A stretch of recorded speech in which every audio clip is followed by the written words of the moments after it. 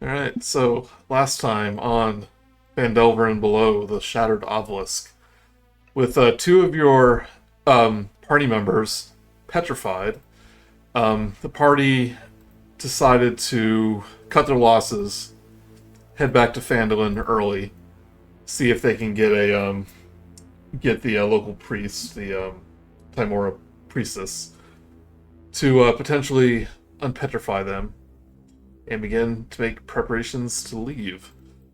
Meanwhile, Raina, back at the Goblin hideout, has been having a spa day there, relaxing with her Goblin minions, but also suffering from more and more intense nightmares.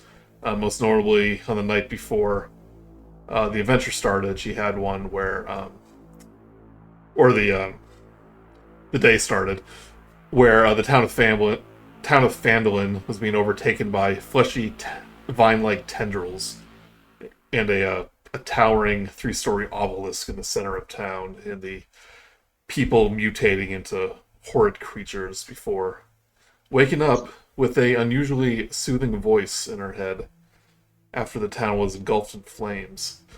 So she decided it was time to meet up with her friends in Talhundereth. So she made her way with her minions to the temple, receiving a message from her friends shortly before she arrived.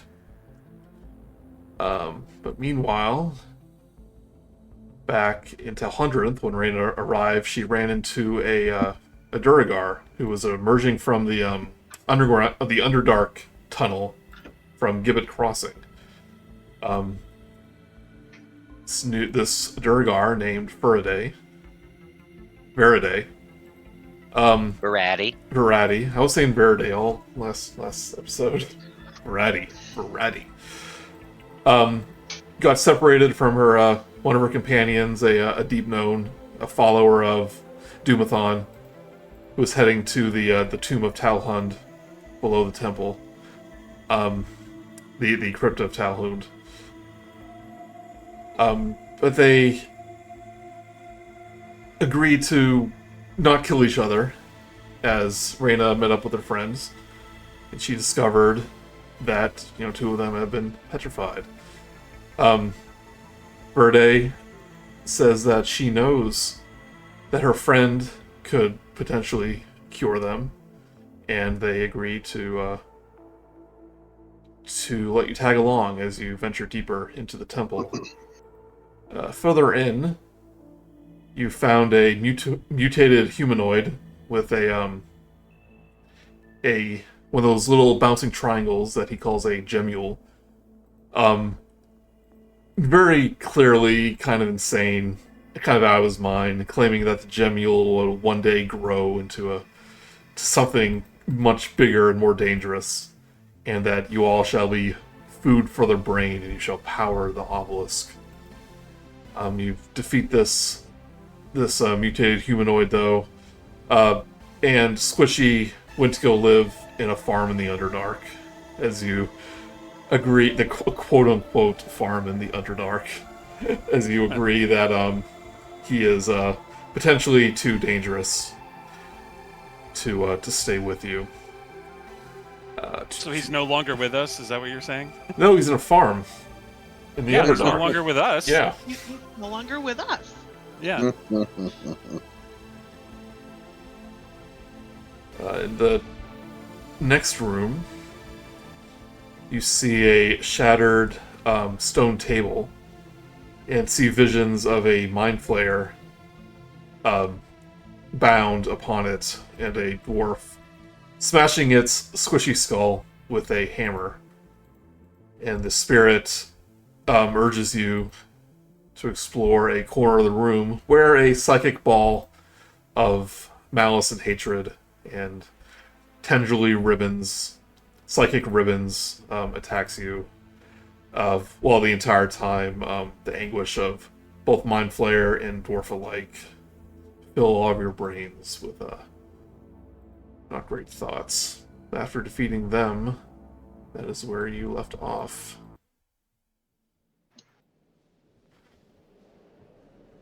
And Fermi did get knocked out again. Yep. Surprise. That's 2 days in a row. Let's make it 3. Saul's getting lots of tragedy for future stories. The tragedy of Fermi the elf. Yeah, you picked right. I mean, I had a suspicion. So, flashing back to the day before, Rok'kee, the last thing you remember is chugging down a potion amidst this Medusa battle, which was pretty foobarred from the start. I forget if you saw Franklin get petrified before you, but the last thing you remember is staring into the eyes of this Medusa as we're drinking your potion, and you yourself being petrified. And then just nothing. Until you feel a heat upon your chest. The emblem of Doomathon that the extra emblem of a Doomathon that Franklin gave to you that you just were keeping because it was an important holy symbol. You suddenly feel it kind of burn against your chest, and you're sudden aware very, very slightly of your surroundings. You're just petrified, unable to move, just staring ahead into nothingness, your vision blurred, keep going in and out of consciousness. Give me a constitution check. I think to myself, wiggle your big toe. Yeah. My 2 minions are in there, just like bickering back and forth about something stupid. It's like, I sure hope Mistress is okay. Got a 12. 12. You're no stranger to stone in the earth, being a earth Genasi. You realize whatever freedom this emblem is granting you, this holy symbol, you're just like, well, I'm made of earth now. For real this time. Let's use mold earth on my big toe. Just the slightest of wiggles. Give me another Constitution saving throw. Or a Constitution 3. roll. 3. 4. Every Earth Genasi's dream. Jeez. But another, what seems like an eternity, but in reality it's only been like an hour or so. You're not able to move anything. You're getting pretty bored of staring straight ahead. Seeing these two goblins bicker at each other. One of them hanged his jacket onto the hilt of your hammer. Give me another Constitution roll. We'll see. 8. Sorry. Rok'kee!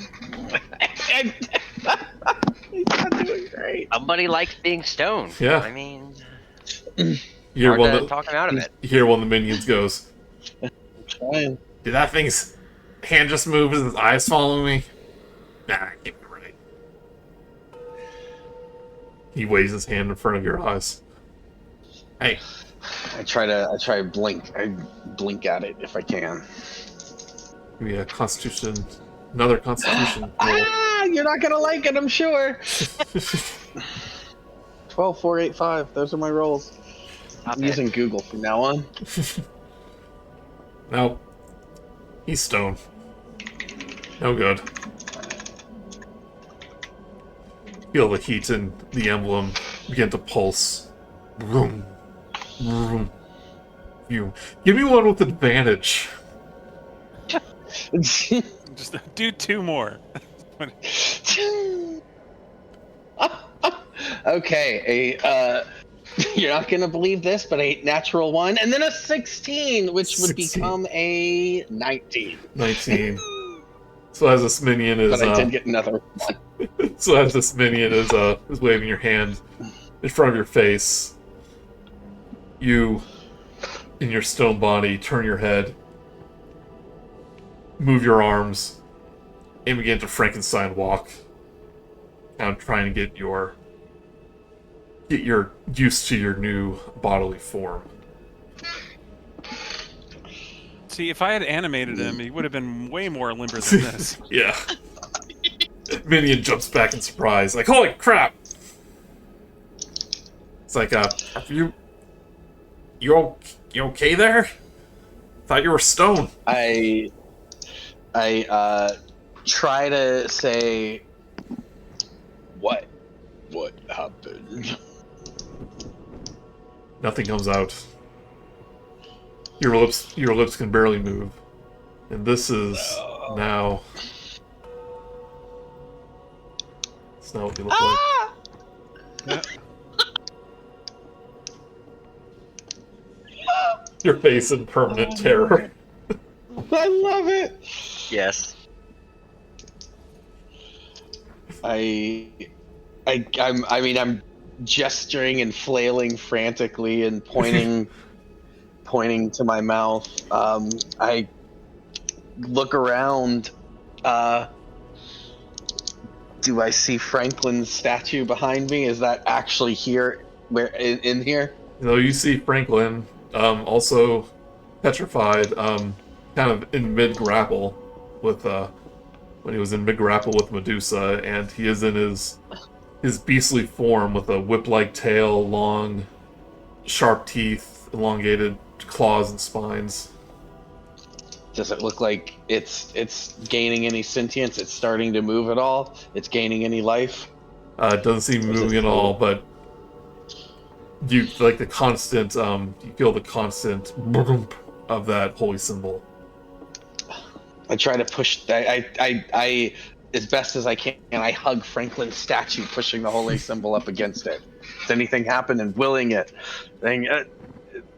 One thing you notice, the holy symbol is kind of attached to you. You're unable to remove it, so you kind of try to rub yourself against it. But it's very not only awkward in movement, but also awkward personally. Yeah, and sensual. Let's be honest.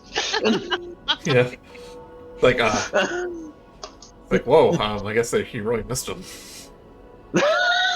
So. Oh Lord, I have so many jokes, but they're inappropriate. Well, you're not in the room, you can't see it. So Rok'kee,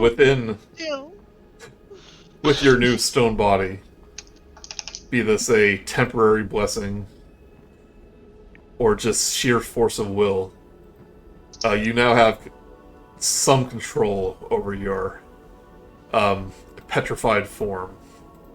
You now have a speed of 20. Because you are very slow and awkward. You now weigh 10 times as much as you did, because you are now solid stone. You have disadvantage on dexterity checks. I knew it. No. And saving throws, because of course, obviously. I'm very slow.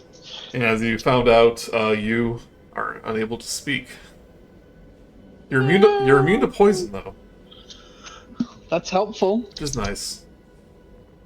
You also Who has a message? You also think you may be vulnerable to getting smashed with bludgeoning. But you're also tougher than you were before. You have gained the tough feat. And you gain a long rest. Oh. I sleep very heavy. Very heavy. You don't need to sleep or breathe anymore. I am so jealous. Which sleeping is very nice. It's a curse unto itself. Yeah. Oh, what about eating? Don't need to eat. I forgot to ask you about that. Oh. Ooh. Yeah. So you can't even. I wouldn't be able to. I'm gonna say 2. You can't drink potions. Oh, good point. Oh. Smear the pizza on my mouth. What? There's everything's stony inside.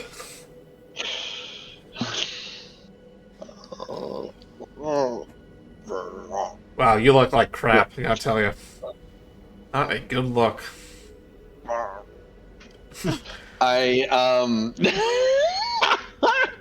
Gosh, how can I communicate? So these guys aren't trying to attack me. Oh no, They seem to be- these are friends of Raina. Well, not friends, they're minions of Raina. I wouldn't know that. They Well- just look Yeah, like gross You goblins. might recognize them though. Like if you have a good memory, you might Yeah. recognize them from. Remember? I mean, Brice doesn't remember you ever bringing minions around. Oh no, these are new. Now remember, you consented to this. I did. No, I did. Yes. I did. I was just trying to figure out my best way to. Well, I guess I am just going to realize these guys aren't going to help me, and I'm going to run out of the room. So another more stuff. All the magic items you had are still on your person, unpetrified. But everything non-magical, including any items, gold, stuff like that, is now turned to stone on your person. Would it be fine with you if I just, so I don't mix it up, I'm going to delete all of the items that would be gone. I'm just going to straight up delete them. Well, I mean, you may Or should I keep them around? You may become unpetrified one day, so you don't want to lose them. I guess that's fair. All right, I'm going to put them into, I'm going to make another. Yeah, I think there's a container. You can put them Yeah, in that's a container. what I'm talking. So eventually you learn how to bend your knees and, walk properly. Oh yeah, I'm falling all over the place in here. And Yeah, you bump into all the statues, all the dead bodies. And you very awkwardly make your way up these stairs. Past a dead, mutated body. In the body of one of those gemules. Ew. And you hear the signs of a battle down these stairs. And everyone, as you're resting up, as this combat ends, no short rest or anything yet, you hear a stomp, stomp, stomp. And then a trip and tumble, Yeah, I tumble, would say tumble, but it's super loud. Then a trip and a tumble. As Rok'kee comes, the stone form of Rok'kee comes tumbling down the stairs and lands prone by... Don't hit Fermi. Yeah, rolls into Fermi and Droop and into the table. He's dead again. Oh man.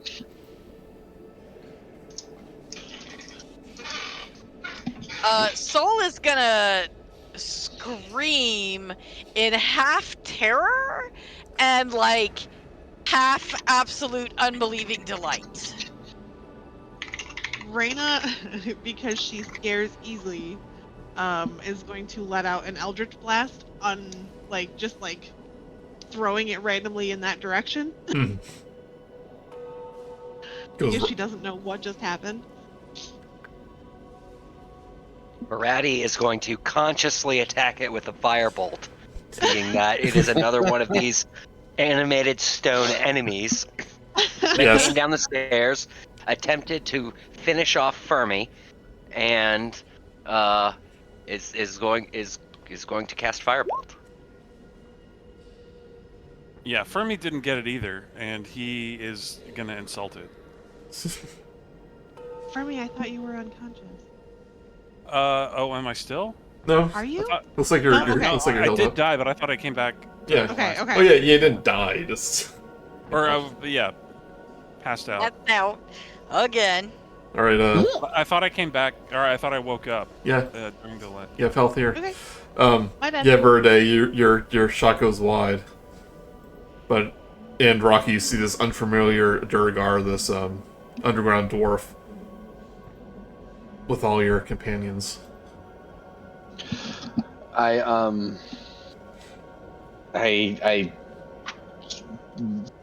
I stand up, try to stand up.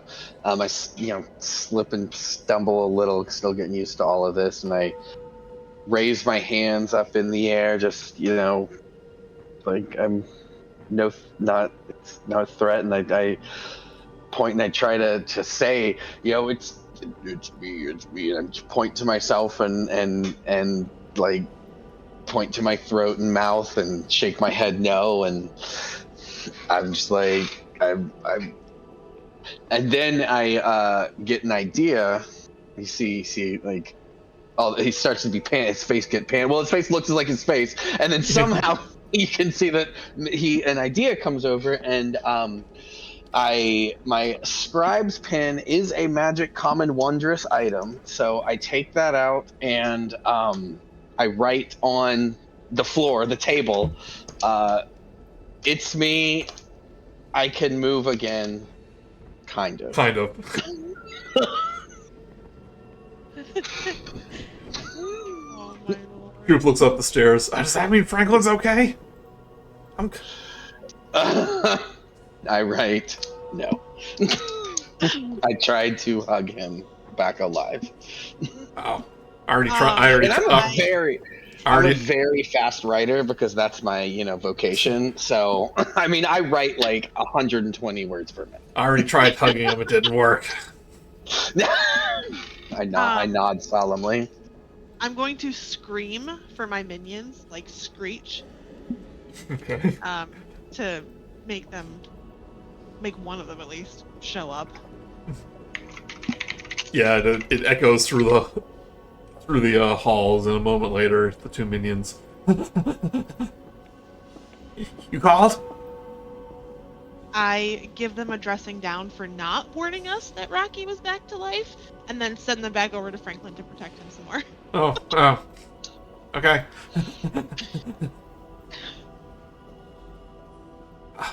Didn't even get a pat on the head for that one. Yeah, she's, I guess, got a talking to. We'll try to make him alive again somehow. Okay, you do that.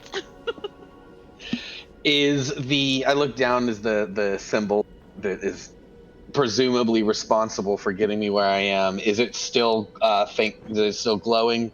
It's not glowing, more the sense that you feel the heat emanating from it. Can I see the symbol of Demathion? Yeah. Gotcha.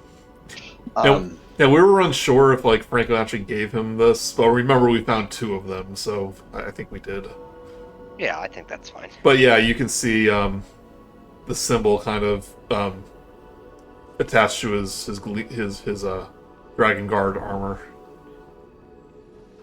What in the name of Demathion am I looking at? Somebody please explain. I look around and shrug because it's just. Soul is just dumbfounded. Your guess is as good as mine. I write. I'm back on the table. Was statue. Now can move. And I shrug again. So this is one of those petrified people, your teammates that you were looking for before. I look at Raina. This is one of the ones you lost. Yes, and I kind of put myself between Variety and Rok'kee because I'm feeling very protective in this moment. Yes, this is Rok'kee. Guys, are we sure? I cast detect magic after someone asked, "Are we sure?" Because even Raina's having her doubts. And I want to know, Rok'kee. If this is notably, all of his magic items are still magic. Oh God. I hear her say, "Can we be sure?" And I look around. The table that I'm writing on is getting pretty full, so I look for a larger blank spot to fill up, and I quickly draw up a very official-sounding contract. I do hereby solemnly swear that I am in mind, body, and mind, quote, body and soul to the best of my knowledge, Rok'kee, and I sign it, and I point. I'm gonna go check and make sure that I didn't accidentally animate something else. I'm Yeah. gonna check the chair. Yeah, the chair is... I do think that we should make sure that Rok'kee is not still petrified next to Franklin, but this form looks incredibly official. Such a good call. I mean, that's definitely a Rok'kee thing. It is. I mean, well, let's still go check just to make sure, but I'm convinced. I'm convinced. I am also convinced. Yeah, the minions would have, like, kind of confirmed it. So, yeah, this is Rok'kee. But Droop goes, Okay, is anyone going to make the obvious joke here about how Rok'kee is actually now a rock? You mean that he's Anyone? rock hard? Yeah. There it is. I'm holding on to it. I want it.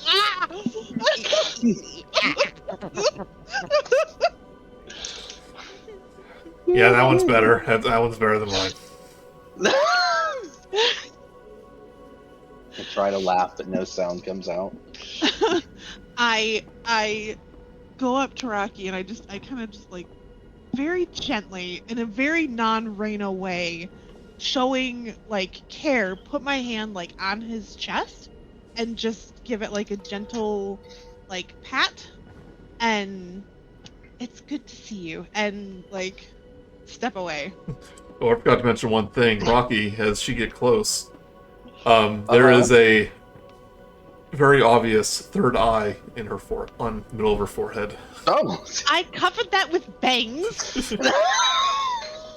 No one can see it. Yeah. So you catch a glimpse of it, like between her hair. I before you step away, I just put my hand on your hand and In the summary, in the summary of what have happened as she was cleansing the curse, and the headache kind of produced this mutated third eye. Yeah. Verady healed me and then gave me a third eye, so Yes. we're not friends. Well, it was probably going to happen anyway, but it's a happy coincidence. I blame Verady. I sheepishly acknowledge the blame, but I say, well, hi, Mr. Rock, and I wave, and I also cast Mage Hand and have a Mage Hand above my hand, just like simultaneously wave in a sort of cutesy little manner. Well, that's adorable. It's fun to be a wizard, huh? Yeah. I wave back. I point to the contract I point to me. You point to an X with a blank spot. Yeah. I signed it. No, I mean, like, you point to her and then point to the X. It's like, got a sign. I solemnly swear that I am great. We have to. So good. You're part of the party. You gotta acknowledge sign our it. meeting. Yeah, just part of the party. You gotta sign There's a the waiver. contract. Yeah.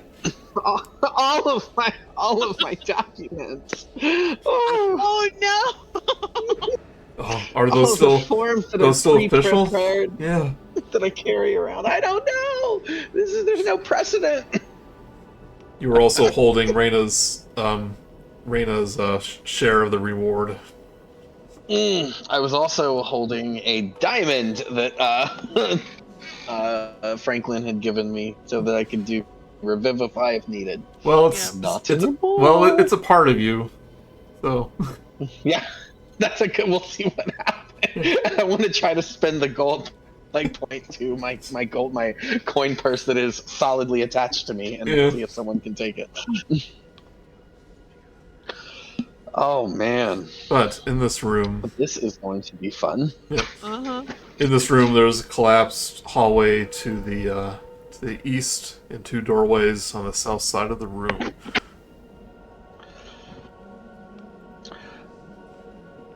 Rok'kee is kind of looking around. Okay, so the chair, that's an animated object of Fermi's. Because we're right, Brice literally wasn't here yesterday, so this is only yester week. Yester session. And then what is this thing that's dead over here? So it's actually you actually can't see it anymore because it kind of dissipated when it died. Well then never mind. Yeah. It wasn't great. So yeah, I think that I will.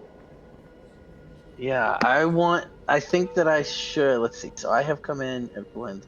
I'm going to go and before we go, I'm gonna see if Soul will hug me. I try to hug Soul. Does Soul hug me? Soul will hug Rok'kee, and that will prompt her out of her musings, and she's gonna say, "Hey guys, listen. This is gonna seem. I don't know. All right, we have this story when I was a kid, and in the story there was like this metal man, and he couldn't talk because he was like frozen stiff, and he just needed oil." Right, and he had to communicate oil, and that like melted the stiffness away. Do you think there's something equivalent for rock? I've got 15 flasks of oil. I'm gonna dump one on Rocky's face. Does it work? Oh no! Well, you're very, very smooth now.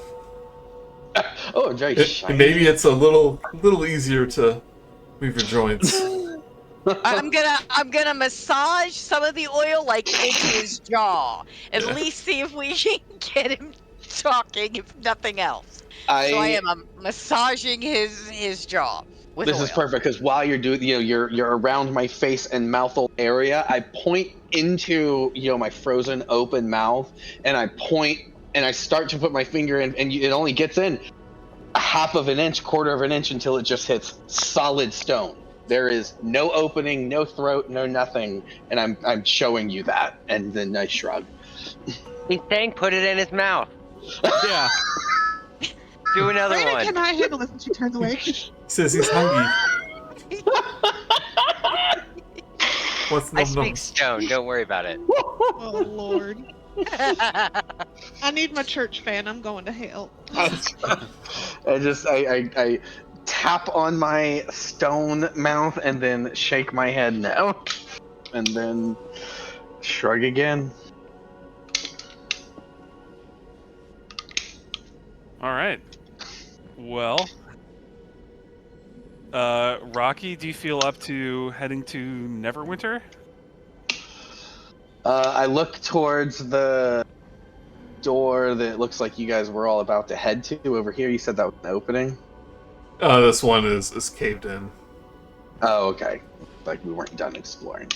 Yeah, I nod enthusiastically and ready for an adventure. I've got a new lease dead. So we are.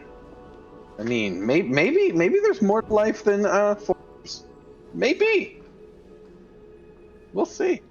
More to life than what? Than forms. Oh, okay. and, All right. And filing in duplicate. You're not Rok'kee.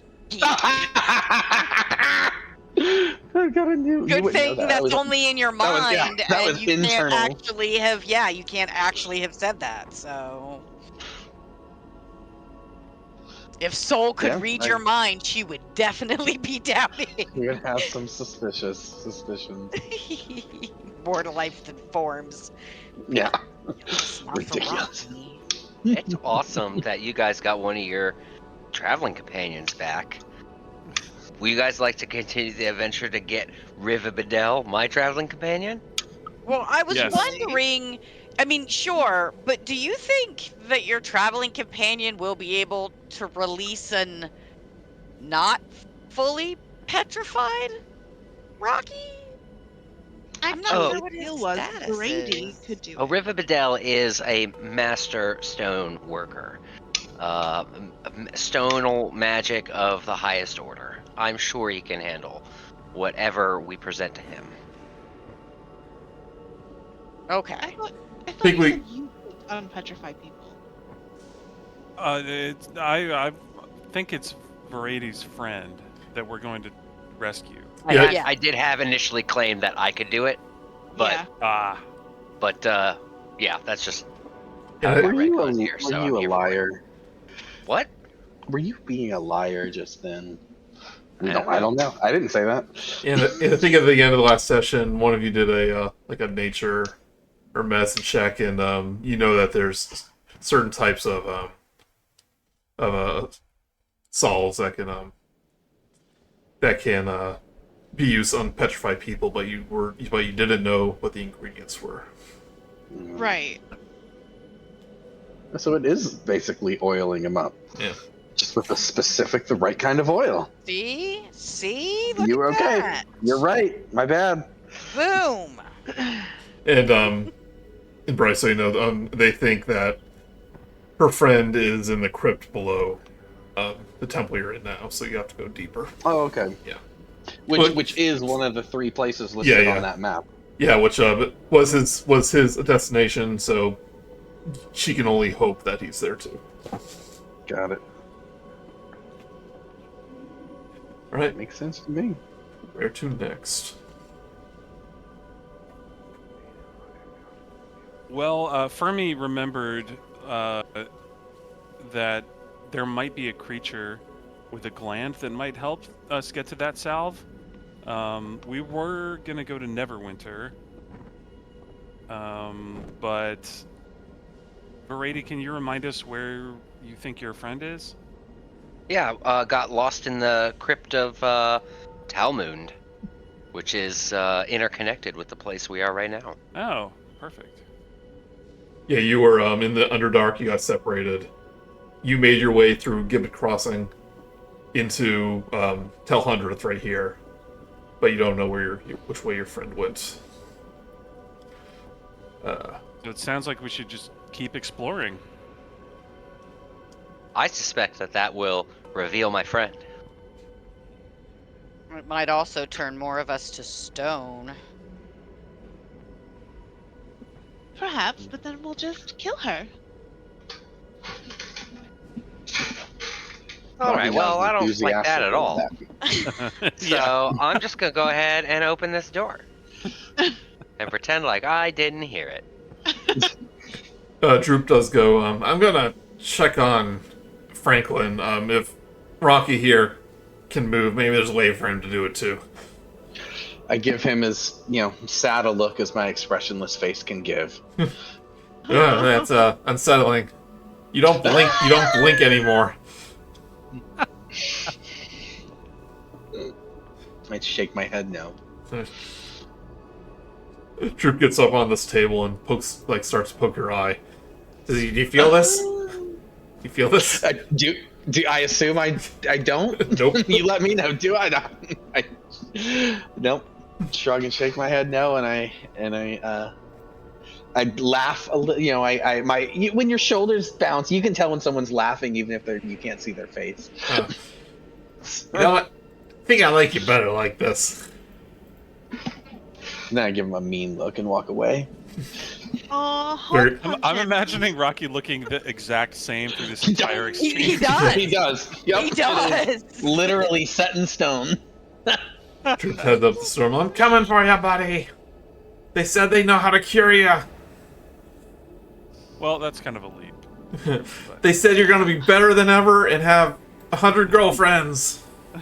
That sounds like a nightmare. Yeah. But they'll all be cool with each other. Oh, okay. Dungeons and Dragons sounds like a fantasy. nightmare. Still does sound like a lot of work. That's like a lot of emotions flowing around. Yeah. Hey, looks like this one goes downstairs, and there's another door. Yep, you see another door and another partially collapsed hallway. And you hear the sound of metal hitting stone further down this hallway. Perhaps we should check this other door first before we go down. Rok'kee doesn't like that sound. I Even agree though with it's tougher, Raina. it's You're so still- beautiful, Raina. What? I think that we should check the other door before we go down. Okay. You have the best ideas. Oh, thanks. He just looks between the two of you and has a look on his face like, what is going on? And by look on his face, you mean It's the exact same look he had before. This is one of my new ways of communicating. Which is not a way of communicating, as the face doesn't change at all. Rok'kee was very hard to read.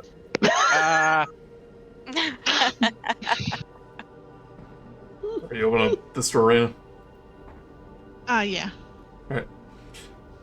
This large kitchen contains stone counters, a sink of clear water, and an oven containing orange embers. A rack of dull metal kitchen implements hang from the ceiling. Well, someone was here recently. Water is clear, like you mentioned it. You mentioned that, like we should be surprised it's dirty. That was an interesting detail. I want to look at the water. Yep. It is crystal clear. That's weird. Do you want me to cast Detect Magic? I'm already putting my hand in as she said that. Okay. And then my hand is in it, and as you say it, and I look, and I go, I shrug. Detect Magic. Okay. First thing you notice is that Rok'kee just glows with transmutation magic when this happens. I'm not going to be able to. Oh, you cut out there for me. Sorry. Me too. Yeah. Me too. I said I'm too loud. You're not going to be able to detect anything else. But Let me just fine tune it and turn you down. but the sink that the water is in also glows of transmutation magic, but not the water. Not the water. Okay. I relay that to the group.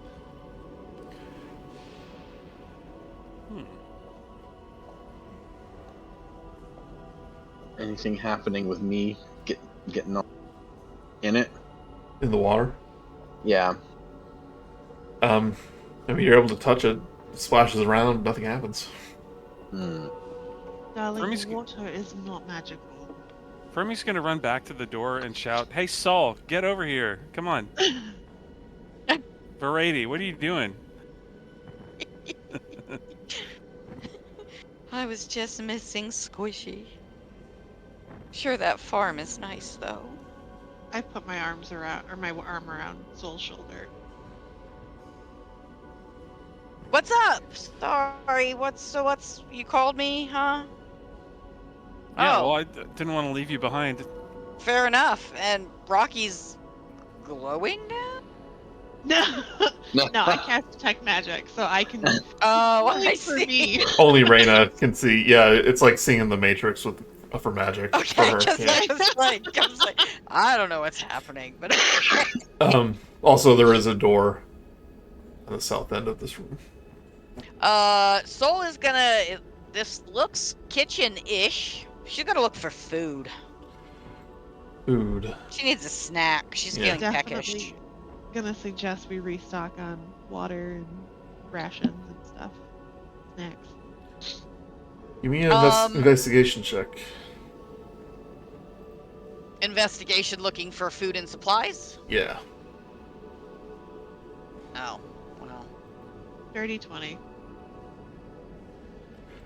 There's actually some scattering of like what appears to be like roots. And some seasoning around.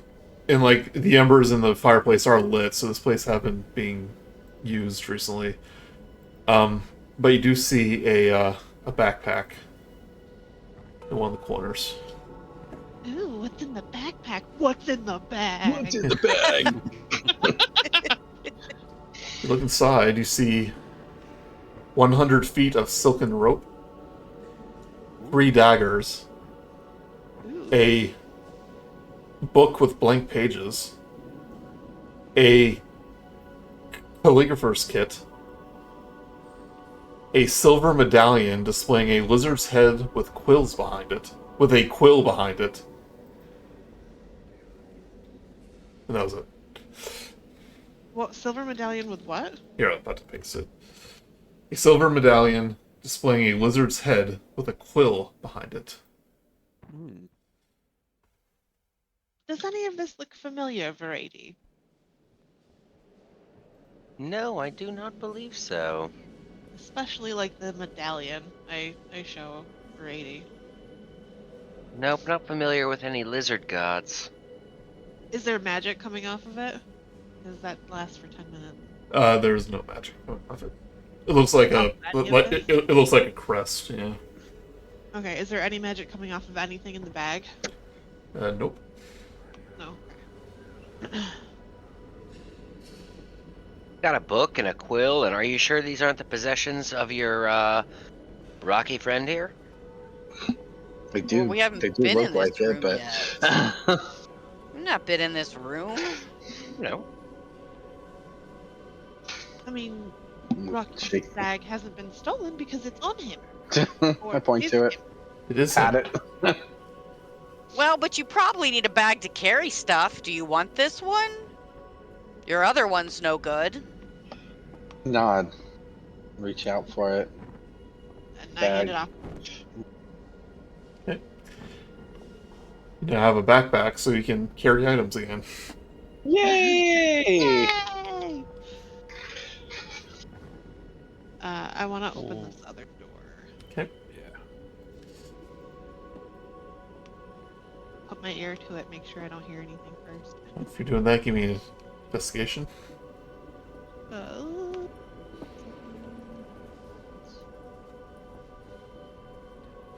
only have one screen tonight. It's messing me up.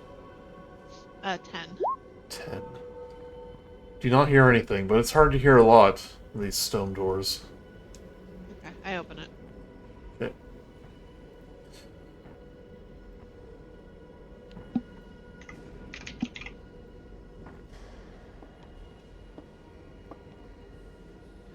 This appears to be a very bare pantry. Just gonna look around for anything usable again. Okay, give me a investigation.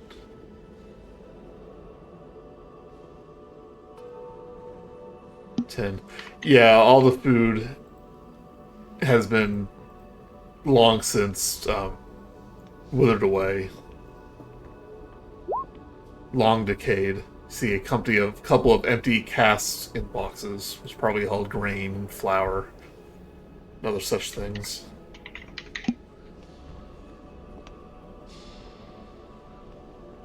How long has it been since the fight? Like 10 minutes. Okay. Well, then me and my chair are gonna come back outside and go over to this other door. Okay. I'm gonna follow the chair. Yeah, you go in the hallway or just... I'm gonna let the chair go first. Okay. Normal things to say. I'm going to cast Minor Illusion, and I would like it to just play a little chair music. What can you please describe? Let's say, please describe. What chair music sounds like. Boom, boom, boom. There it is. Yeah, I mean, going for theater of the mind so everybody can fill in their own chair music. I think that's the right answer, though. It's whatever you believe it is. Yeah. Right. But it's definitely chair music. Yeah. I'm not mistaken. Nobody's doubting that. But the specifics are a part of the illusion. I'm gonna follow the chair. Okay. As you get to this room, we do hear a clank and laughing coming from the hallway at the far end. Oh, does it sound like Durgar laughing or some other underground creature that I'm familiar with? You hear a female voice go, my work of art. Oh, it's beautiful. Don't you agree, everyone? Oh, yes. Oh, very good, yes. Very good, but it's the same voice. You'll be in the image of the creators of the masters. Clank, clank, clank, clank. Oh no. Hey guys, did you guys kill that Medusa who was sculpting people into stone that you told me about? Because it sounds like that's what we got up here. Somebody's carving people into stone. Well, Medusa didn't carve anyone into stone. Well, but she stared them into stone. Yeah.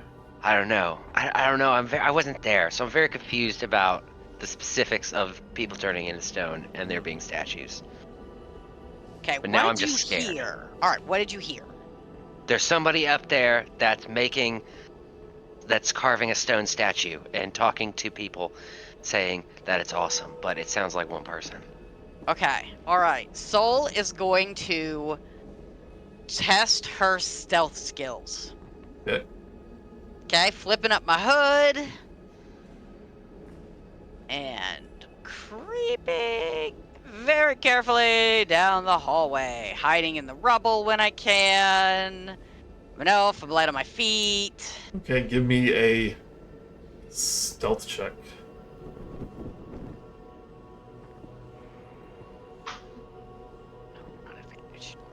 Oh, actually, I think I do get advantage. Yep. Yes, while the Okay. hood is up. Aha! The software is smarter than I am. It was 16, yep. I think I mentioned this last time. We are using some new rules for things like stealth. So you're not rolling against other people's stealth anymore. You're just rolling a straight-up check to see if everyone cannot see you. Okay, So, cool. not the exact situation that this one is in, but since this person's preoccupied, this is basically what you see.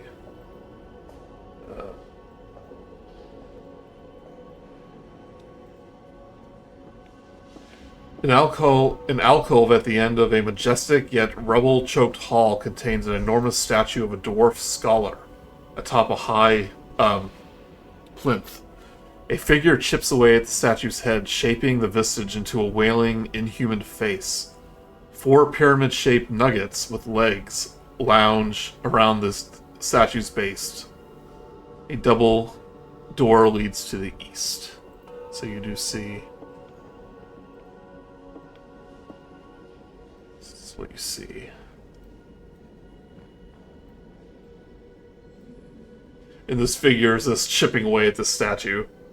Just giggling as these gemules just kind of hop along, occasionally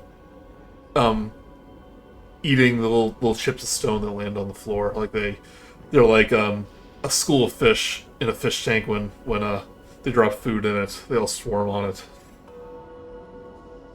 Soul covers her mouth and quietly melts in just love for these cute little creatures. Yeah. And this person who doesn't look as quite as mutated as the other one, but definitely has the same vibe about them, is atop the statue. About 20 feet. This statue's about 20 feet tall. Okay, so I'm going to creep back to my companions, come into the room, right, so that anything we do does not alert this person to our presence. Describe what I see: 4 gemules and a crazy lady on top of a statue talking to the gemules. Or actually, I guess before I did that, was she still talking to herself? Yeah, well, yeah, like talking to herself and acting like she's speaking to the gemules and they're answering, things like that. Okay, but she's answering for them, or Yeah, she's just Okay. Yeah. So she's holding both sides of the conversation. There are some doors, like big double. Are they made of stone, or like the same kind of doors as all the others except 2 of them, or are they like more ornate, or is there something more interesting about them? A little more ornate. You're getting deeper into the temple, so it's probably getting more more to the places of worship. So there were these double doors at the end that looked, like doors that go to important places. I don't know whether she's friendly or not. I just came back here to see what y'all want to do. I mean, I'm a little nervous since our encounter with the Medusa. Well, we could send an inanimate object in there, and I glance side-eye at Rok'kee, but then I say, like my chair. Chair looks like jumps in surprise. Well, I'm in the other room. The chair shouldn't be able to hear me right now. It's not that far No, away. I'm kidding. It looks pretty animate to to be me. able to It hear me. literally is Yeah. an animated object. It's the opposite of inanimate. Yeah. Fair enough. Well, which dwarven god was she defacing? That was a scholar of some sort with like longish wavy hair. Joey, as a researcher and a dwarf, would I be able to glean from the vague description that I might know who this scholar might be in dwarven lore? Without seeing it, you may not know. Okay. But you believe it just maybe Doomathon himself.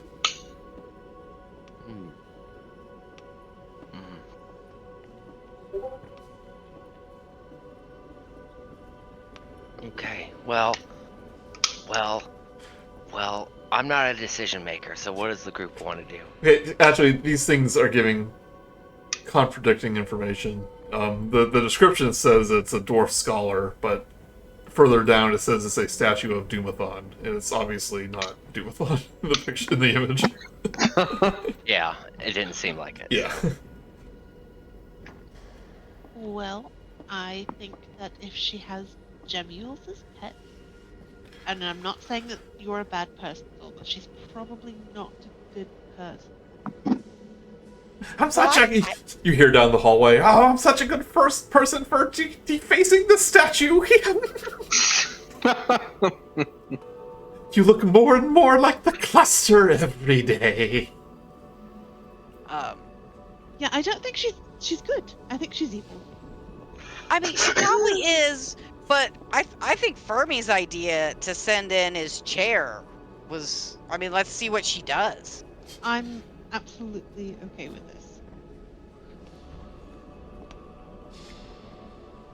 Right, Okay, I cast Minor Illusion again and played the chair music but softer. Very slow, like sneaking music. Yeah. In the chair. Yeah. Think a scene from Fantasia, if there's a walking chair in there, sneaking around. And how closely do you guys fall behind? You want to be in the hallway? Well, so one, I think Whit is not here to direct his chair. He said be Yes, right he back. did say BRB and Yeah. let him do the chair. You probably have I to see it, so I'm going to move him to the thing here. But the chair will kind of go into the room. And the Gemules just kind of stop their hopping and their nibbling of the stone chips and kind of turn to it. And the mutate goes, it's like, why did you all stop? Continue your dances. I like it when you dance. And she turns and goes, oh, something has entered. What is it? What is it? Oh, it's a chair. It's the chair we slaughtered the lamb on. It's come alive. Oh. Perhaps the brain is happy, and I gained its blessing. You come to watch me, chair? You come to marvel at my creation?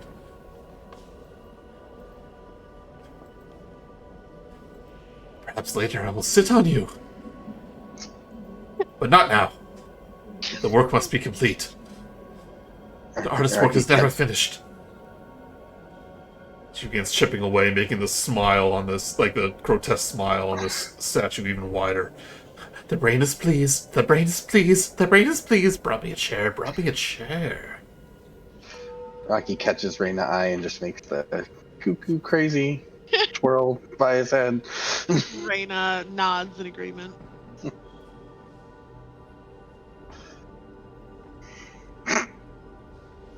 I mean, I'm waiting for the owner of the chair to come inside.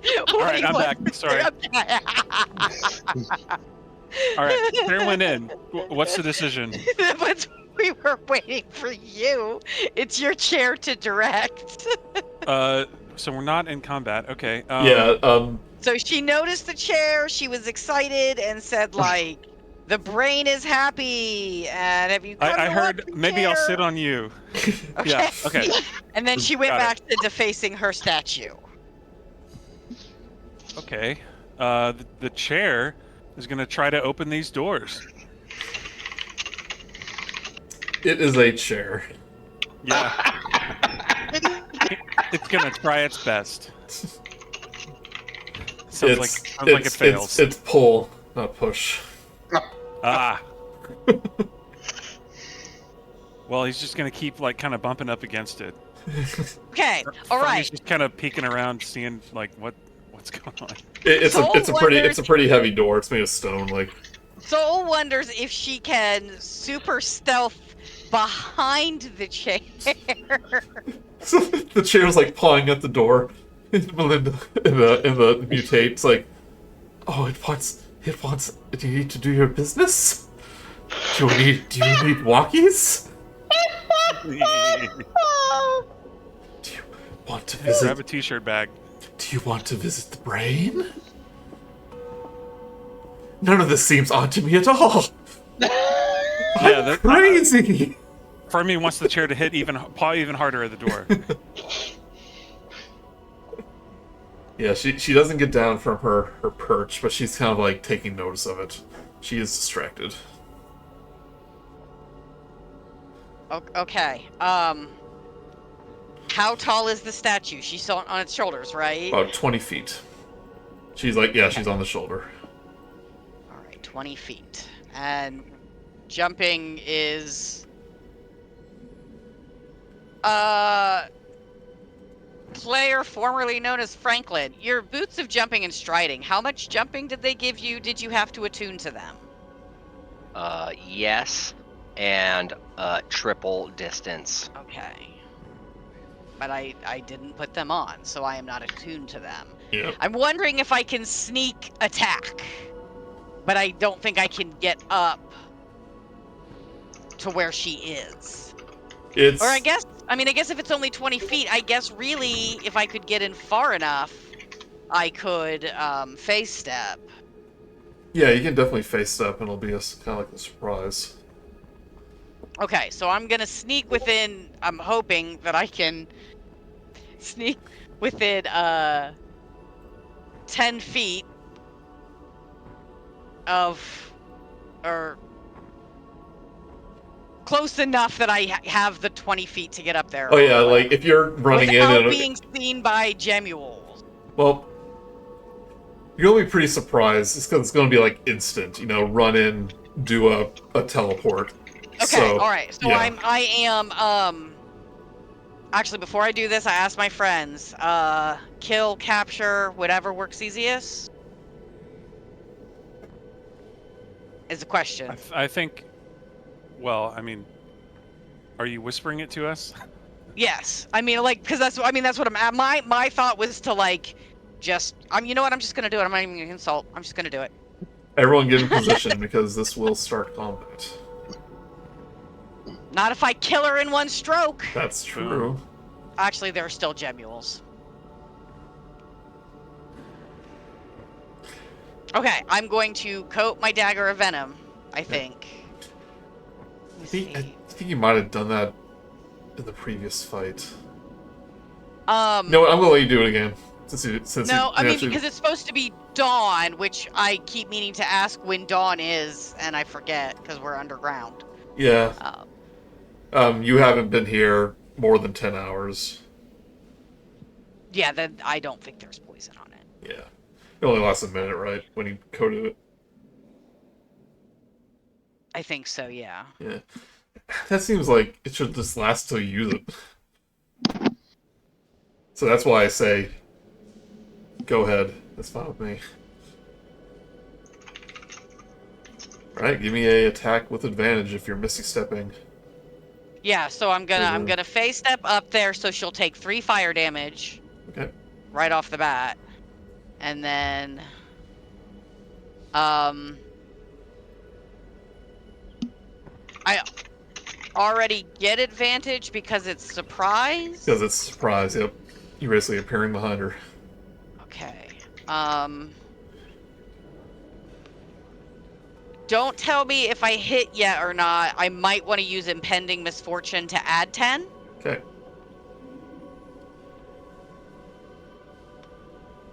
I am not going to use Impending Fortune. I'm going to hope this is enough. Okay, that is a hit. Okay.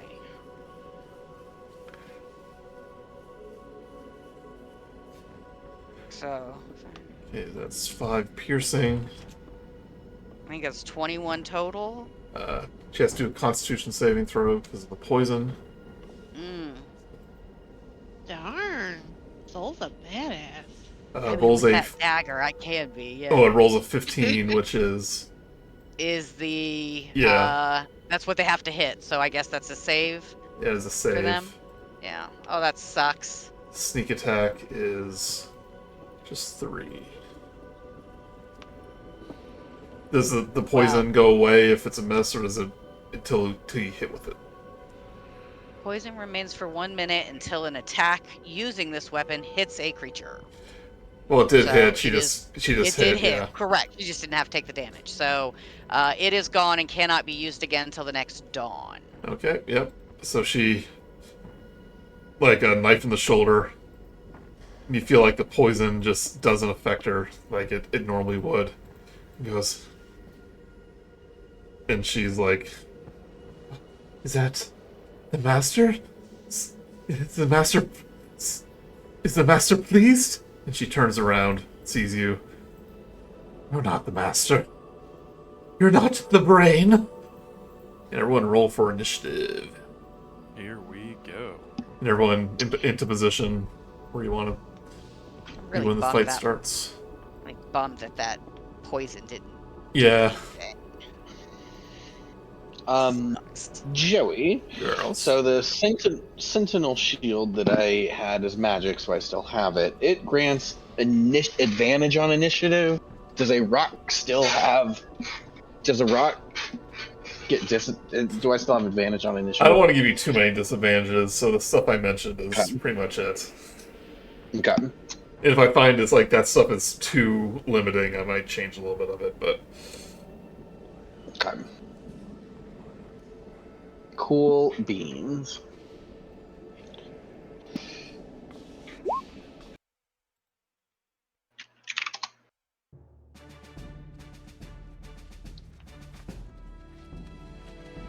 Is that everyone? So... The chair goes with me, right? Yeah. All the gummies snap to attention. And begin, like, trying to pop the statue, trying to get to Soul. But... Did we take a short rest? I don't believe you did. Okay, alright, okay. I was just looking, I was like, oh wow, I don't have very much. Like spells? Or... No, like my bardic inspiration is blown. Yeah. I've used my sorrowful fate already.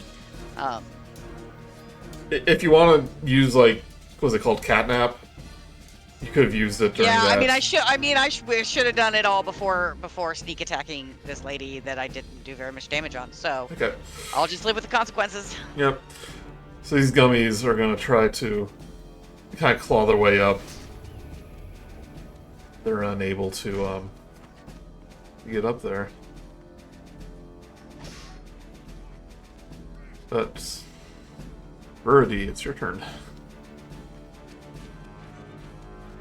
Am I the only? She only knows that I'm here at the moment, right? Yeah. Okay. I'm going to walk up to the edge and stick my head over and assess the situation. Amongst my assessing, do I recognize the statue being defiled? It is of a Dwarven scholar. You notice the crest of Doomthorn on her robes, but some of them have been crossed out, chiseled out like a big X. Defiler! I rear back. I think to myself for a half a second, how healthy does Soul look? And I am going to throw a fireball right at the head in order to encompass everything in the nook. Soul, is that okay with you? I mean, I'm here. Okay, this is. yep. I am dealing with the consequences of my actions. Let's see here. So. All right, that is a Dex 15 save for everybody. It's ironic with all the sculpting going on that you can't sculpt that spell. Yeah, it's gonna hit everyone, including you. If you want to get more out of the room. No, I lost. It's a moment of temporary rage, so I will fuck that up. I will see it as I'm like, fuck. Okay. I like your commitment.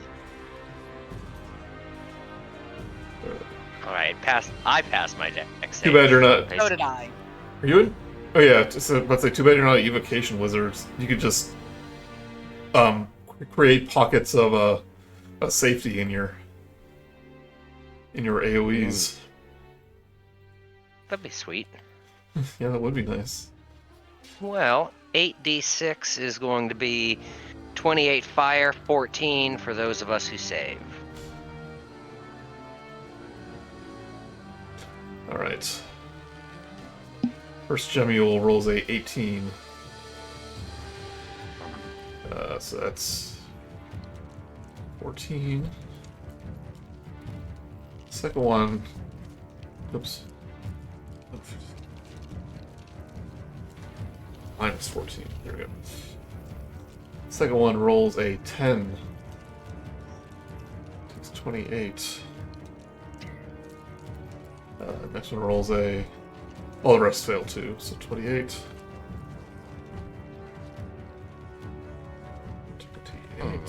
20. I was hoping to knock out all the gemules in one. They're definitely looking hurt, but they're tough. And Fair enough. the humanoid rolls a passes 2, so that's 14. The chair has to roll 1, 2.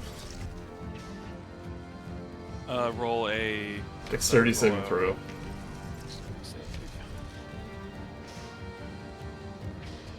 So is that 13? Okay, so it's my roll plus the chair's dex modifier plus proficiency? Or what? It's D20 plus Dex plus I don't think it's proficient in dexterity saving throws. Yeah, fair enough. Okay. So 15. 15. It succeeds. And takes 14 damage, right?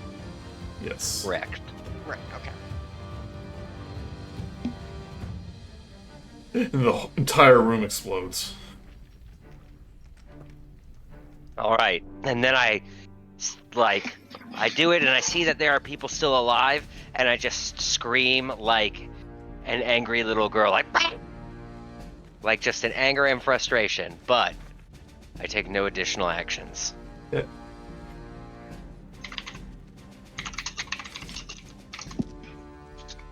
Jamule will hop up to you. Attempt to jump onto your face. This little tendrils A 21 will hit. Oh, I can't even shield that away. Yeah, okay. And you take 15 psychic damage. Alright. Give me a dexterity saving throw.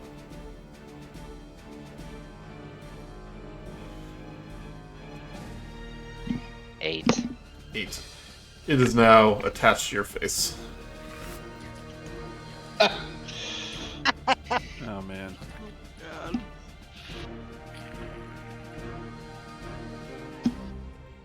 Rok'kee, for your sake, I'm just gonna put you closer. I was thinking. Since you didn't move I yourself. appreciate that. I will say I intentionally put myself back there because I was like, maybe he doesn't really know. He's scared to get into a fight, and I was just kind of feel safer with Raina. But I did kind of forget that I. Well, That you can only Raina's move 20 definitely feet. like body blocking him, Yeah. trying to keep him like from getting up in the fray because she doesn't want him to be petrified again. She's feeling very protective of Rok'kee in this moment. And Rocky's feeling pretty vulnerable, just coming back to life. But I did, like Swim said, I did forget that my movement has been cut by 33%. So I will accept you putting me a little closer. Now, I apologize for taking time with the discussion here. You probably thought of this, Joey, but did not know the full extent of it.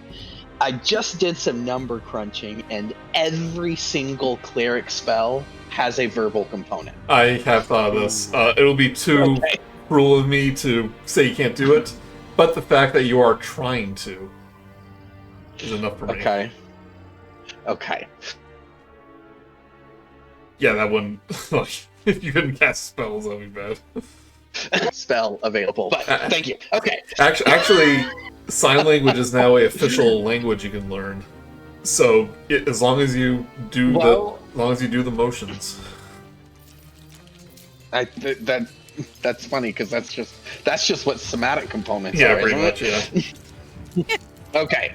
Cool. Well, thank you for not fully kneecapping me there. I am going to go ahead and cast Spiritual Weapon. And I am going to, I guess, let me see where I can get into. That kind of had a discussion with someone. I think with Sam, because initially Franklin was going to be deaf or something potentially. Mm-hmm. And yeah. And I was kind of thinking, it's how do you handle disabilities in a system that requires, senses that some people may not have? And I ultimately concluded, just don't worry about it, and you know, because it's just kind of mean to say you can't do this with a disability. Right. Well, All right, then I'm going to, like I said, do Spiritual Weapon. I'm going to go straight at the girl that Soul is attacking. I'm going to help her out. So get that out there with a... And while the Spiritual Weapon is still ghostly, it now is just a big rock pen. Love it. Oh, that's a crit though. It is a crit. Maybe this ain't so bad after all. So that is a total of 12 force damage. Yeah, 12 force damage. And that casting it is a bonus action, so I still get an action. Which you said that I do feel bludgeoning because I am rock now.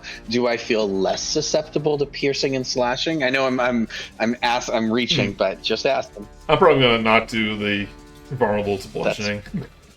That's fair. Okay, then I am going to cast on myself for my action Blade Ward because I again feeling vulnerable. Right. So I protect myself and I look back at Raina. I nod. Hey, Raina, your turn. I'm gonna go put Logan to bed after my turn, so I'll be back. Thank you. Okay. Raina is definitely going to. Rocky's probably like a big hulking person right now, right? Yeah. So I wouldn't really be able to see around him. As I'm moving up, I'm casting Eldritch Blast on the face sucker that's on Verady. Okay. And I'm praying I don't hit Verady. You're kind of holding it out so I can get a good shot. Yeah, so the first one's a 13, and then the second one's a 21. 21 hits. That is 12 damage. 12 force damage. Okay. Starting to limp a little bit. And that's my turn. And you will be able to squeeze through here, but it will be difficult terrain since you're squeezing around a person. Okay, I'm not going to use any. I already used like half the movement to get there. I don't have very much movement speed. I've only got 30, but Yeah. Anyway. It's better than some of us. Yeah. Better than 20. Sorry, Rocky. I'm good. That's my turn. Okay, Fermi. All right. So Fermi would have heard the sculptor doing her speaking to the statue and the gemules and all that stuff, right? So he would have heard. Okay.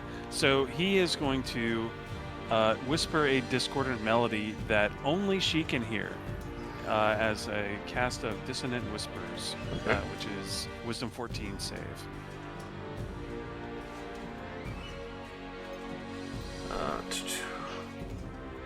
Wisdom? Yeah. Rolls a 7. All right. Well, that's going to be 8 psychic damage.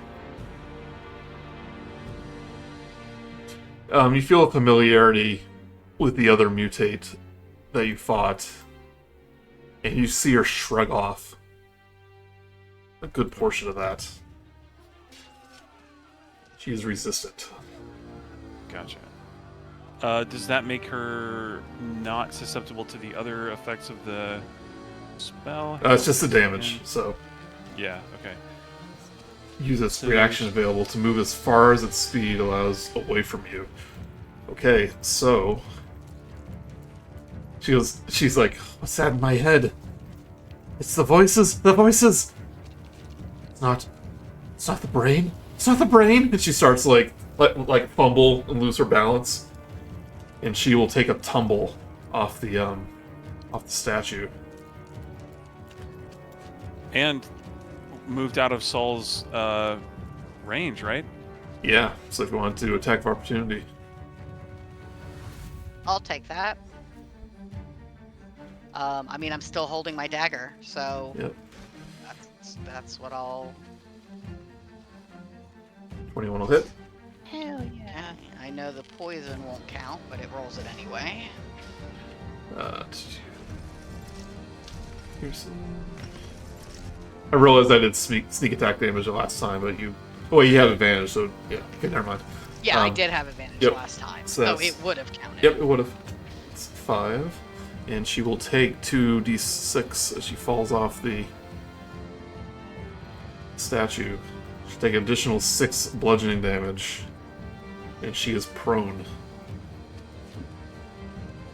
Nice damage stack there for me. Yeah, for real. Well, almost half of that was not me. Good teamwork for me. In fact, most of it. Yeah. We know how to work together. Yeah. I'm an Air 5 soul. She air 5's back. Nice. Right, she's going to stand back up.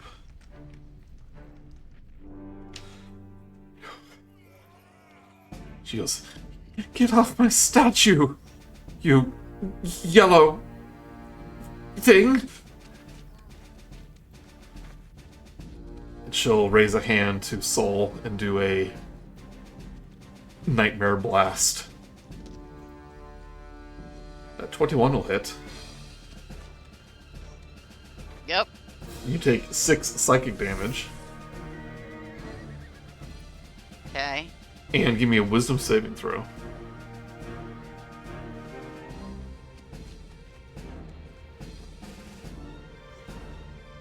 Alright, Not high enough. it's like, yeah, she goes, yeah, the voices of the brain. And, you just hear this cacophony of overlapping, like, chanting and screams and all this stuff in your head, and you are now frightened. Okay. Frightened.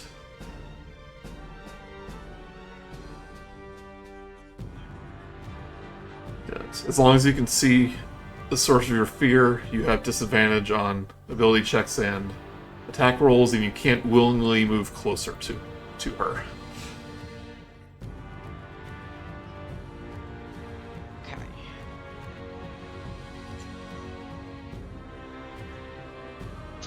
Alright, this Gemule is going to attack the chair.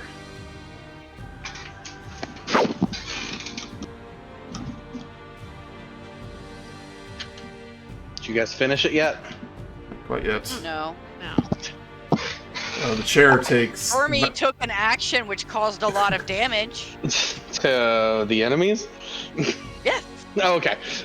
Just wasn't him causing most of it. Oh. Oh, Fermi, did you want the chair to attack? Oh, I forgot to... Yeah. So did I, yeah. Yes, I would. Because it took 19 damage for that second snap. Ooh, okay. I didn't roll for it. You didn't have to. It rolled just happened. it rolled a 20. Fair enough. Yeah, but I would have liked for the chair to do a force-empowered slam. Yep. Okay.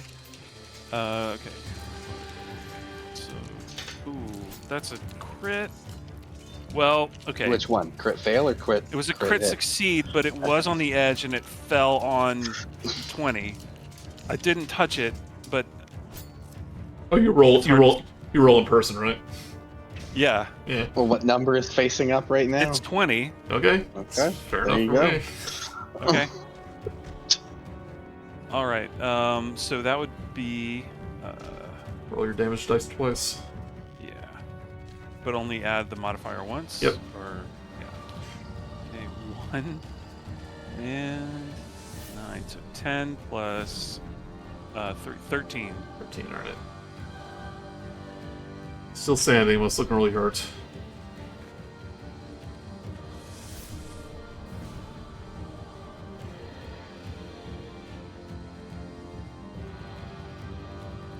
Soul, it's your turn.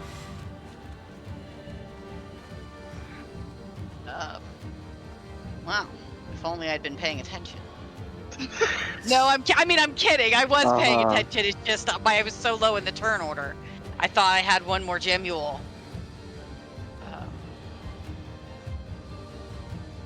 No, the other two didn't have turns, basically, because they're trying to reach you.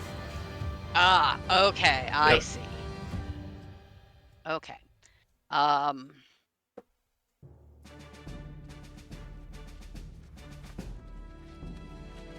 gonna cast Bane. Yep. Let's see, second order. How many slots do I have here? I think it's 4.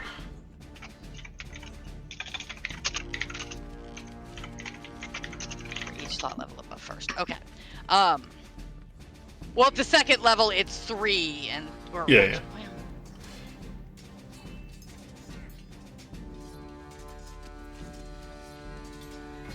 No, I'm okay. I'm just gonna do it at the second level. Okay, you're trying to hit. The 3 Gemules, because I mean the humanoid is looking pretty hurt, right? Or was that a Gemule that was looking Very hurt. Yeah, she's looking bad. Okay, yeah. So I'm gonna go after 3 of the Gemules, the one on Varati's face, Okay. and then the 2 jumping up trying to get to me. Alright, is that a wisdom? Wisdom saving throw? That That is a charisma saving throw. Charisma, okay. Needs to be 14. Gemule on the dwarf rolls a 6. So it is baned. I'm gonna move right Okay. here. And I'll do the ones behind the statue, or do you want to do the one next to the chair? I was gonna do the ones behind the statue are the ones coming to get me, right? Yeah. I mean, they're not able to reach me, granted. So it'll be on them. Okay. First one rolls a 12. Or no, sorry, 13. Still doesn't And succeed. then a 11. Nope.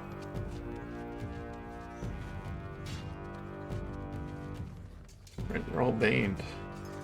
All right, awesome. And then I do not think I have any bonus actions left other than face steps. So that is all I'm gonna do.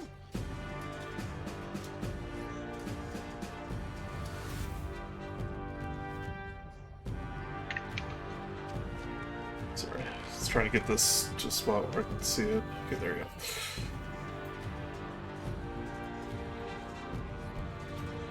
Right, one of the gummies. Let's go to attack the chair. Second slam. Does a 14 hit the chair? It does not. It does not. The other one is going to start climbing the statue with its sticky little gummy tendrils. It's basically going to dash up there.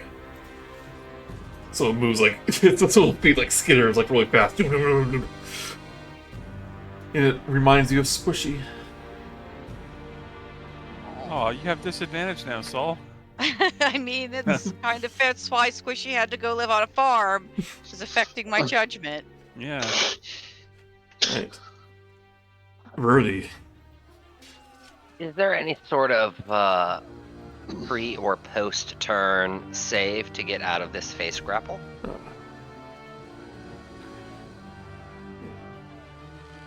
Yes, you can do a strength check as an action. Wait, but he, As an but action. he, yeah, as an action. Okay. I am going to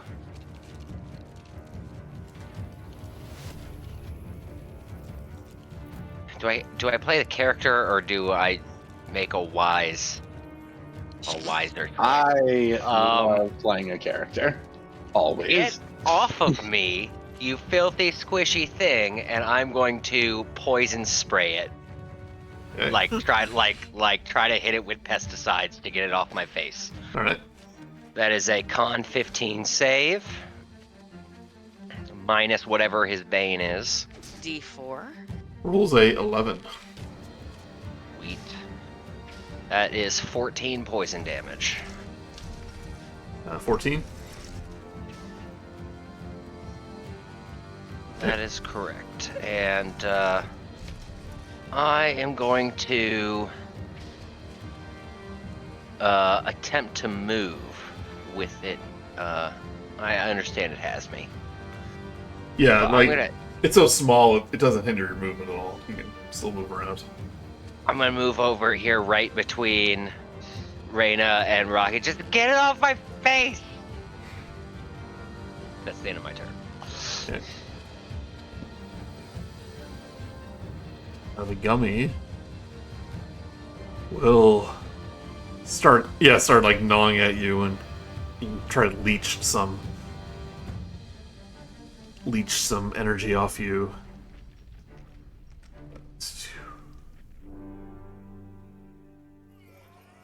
Well, actually, I think you took this at the beginning of your turn. Let's see here, 3d4.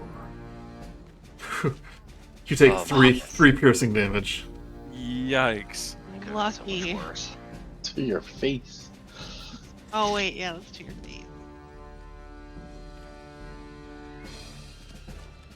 And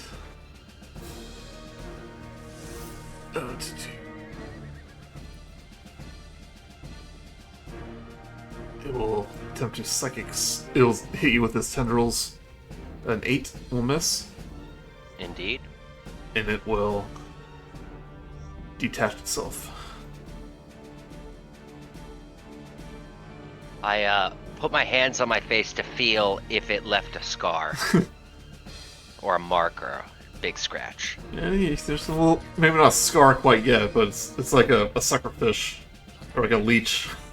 It almost feels like a third eye. No. Right, Rocky. What's that B mean on your Bane character? Oh yeah, no. No, that's what I was wondering too. Brice, we can't hear you if you're talking. Oh, did he go put Logan to bed? He Has he did, come but back I yet? thought he came back. Maybe not yet. Yeah, I thought I heard him too. Is that his spell that he did, the protective ward, or whatever? Oh, Blade Ward, yeah. Yeah. Ah, yeah, okay. He's there, voice disconnected. Oh, hey, this is how we should be playing. Yeah! Oh, perfect. It's talk. Real life imitates art. Oh man. Well, let's do Raina's turn first, then we'll go back to Brice. Raina is going to try and like body swap with Rok'kee and get like a head like between him and Verady. You can't do that. There's not enough space, but you can go in between them. Yeah. Okay, then I'll just leave my token there. I'm gonna Eldritch Blast that little the face sucker that just came off of Verady. That's what she can do. That's a 10. And a 9. There's not enough room, I can't see it! Alright, let's get Bryce's character sheet up. Those Eldritch Blast, yeah, those are gonna miss. Here, I'll do a... Brice said that, you know, we can skip him while he figures it out, fine, but he was going to spiritual weapon the girl again, and then try to grapple/pry the squishy off Veradi's face. Okay. Yeah, we'll do spiritual weapon.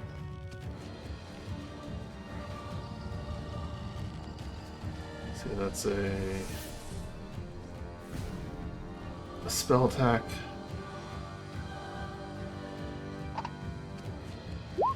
That'll be a 9, that'll miss. And Squishy is off of, well, Squishy, who the gemule that would be Squishy detached itself, so it's actually not there anymore. I'll do Toll of the Dead on the one that detached itself.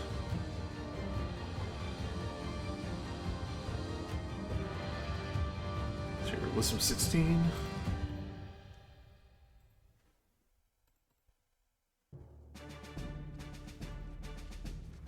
Rolls a 19, so it succeeds.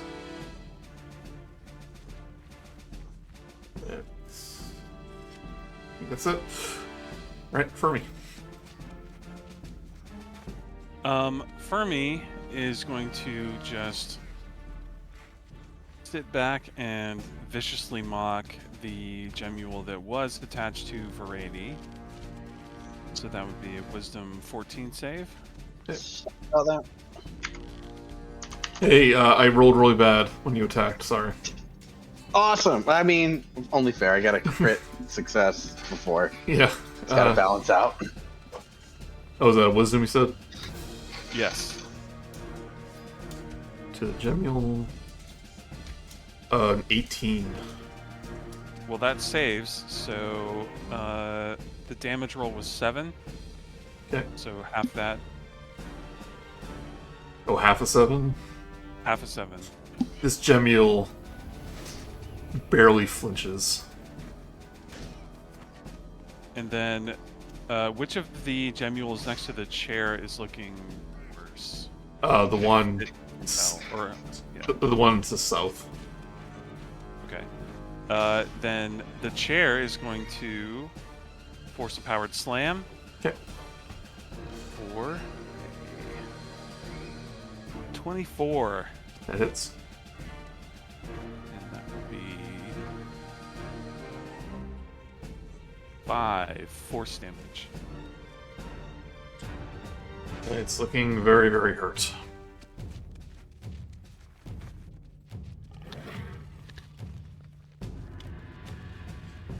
Alright, the mutate will stand up. Do another Nightmare Blast to the only person she can see. Really.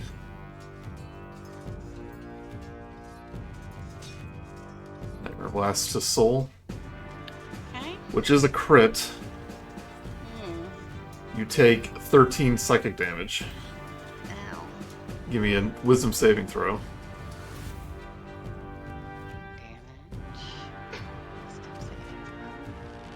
Damn it! That was what I got last time! You are frightened again.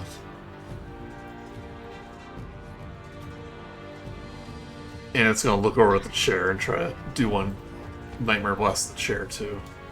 Saying, I thought you were my friend, chair. You betrayed me. Another crit. Wow. Okay, here's the question. Does your object take immune to psychic damage? Whit? The chair? Yeah. Probably. Yes. Okay, so nothing happens. The chair is oblivious to everything except Fermi. Yep. Not immune to tendrils, though. Nope. 24.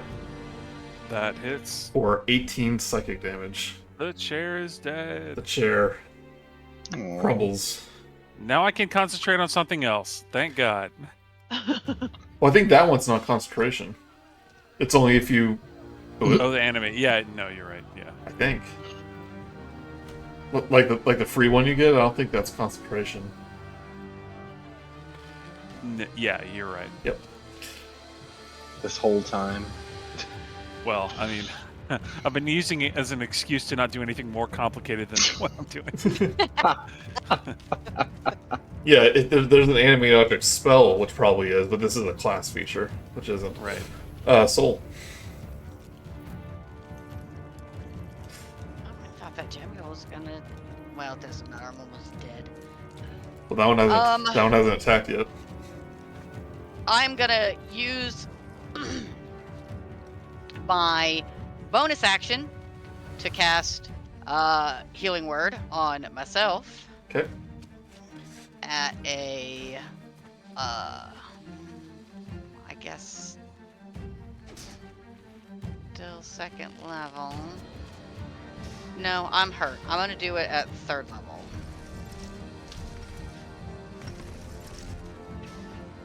Alright, 15 healing.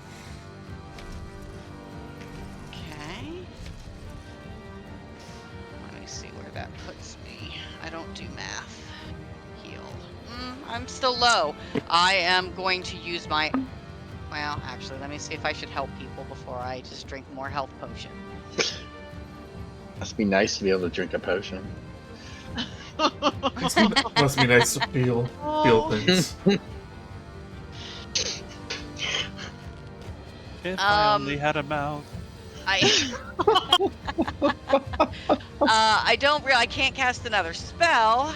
Oh, I guess they're the Gemules right in front of me, though, right? I've got a dagger. It will be at disadvantage, though. Yeah, I'm just gonna cast Gust Barrier cantrip on myself. Okay. Oh, I thought it was gonna do that. Huh. So that will Any range attack turn disadvantage. ranged weapons into disadvantage, and melee attacks have to roll Constitution against my spell save. Yeah. It's actually pretty cool, because melees get flung back. Yeah. Okay. That's my turn.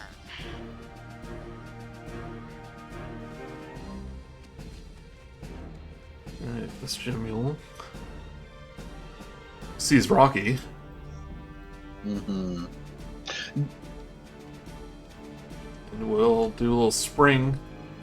Slap you with a Psychic Slam Tendril. Well, 13's gonna miss. 13 will miss. And then give me a Dexterity saving throw. With disadvantage. Disadvantage. It's okay. I'll get it. 2. 2. It's now attached to you, and it's trying to gnaw away, but Well, good luck. yeah. But finding hard to pierce your skin. Solid as a rock. Alright, it's Gemule. The one by Soul. Do a Psychic Slam. At 18. That's melee, yeah? Melee, yep.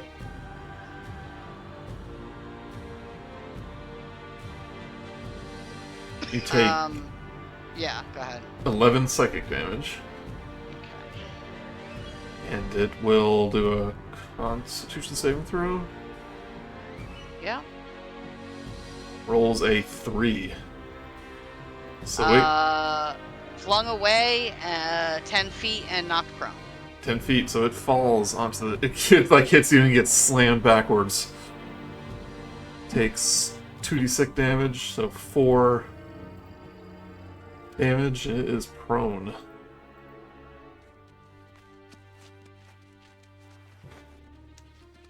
Right. You know what? I forgot to minus off 4.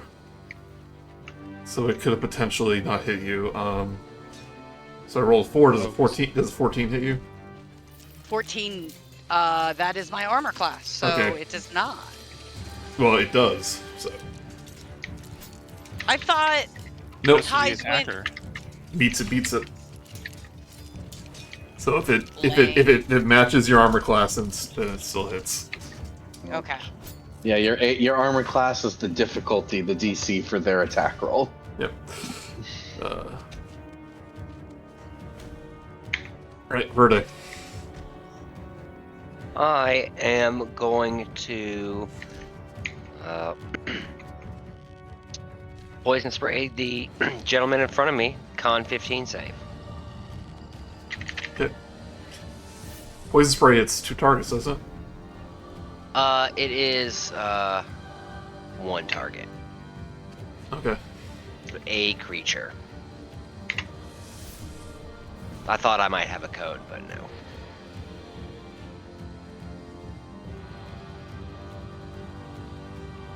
What am I thinking of? It hits 2.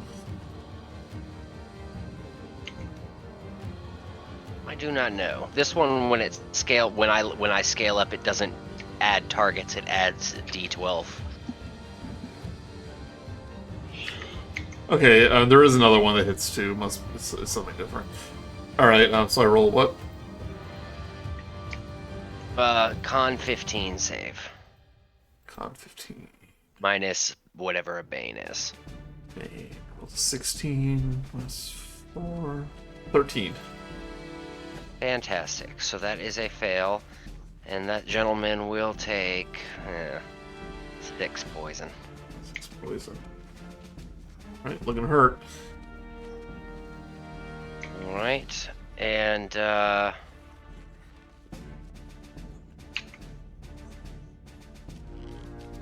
I'm not gonna bother moving. I'm just gonna stay right there. End of turn. Alright, it's gonna try to attach your face again. Give me a dexterity saving throw.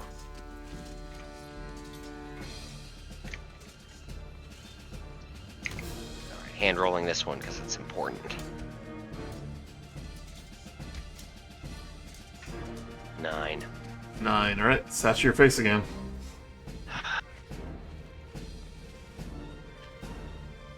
Rok'kee. Alright. You will take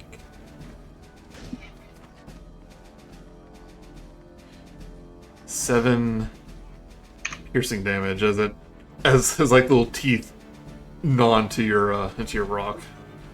hurts. I like it. And to that effect, I am going to use my bonus action first to bring that spiritual weapon to come help me out with this squishy. And attack it for the amount I'm about to roll. Does an 11 hit? A squishy. Well, I'm actually wondering if this happens on your turn or the other turn. I don't know, it doesn't matter. 11 will miss. I thought it might. And gosh, how annoying.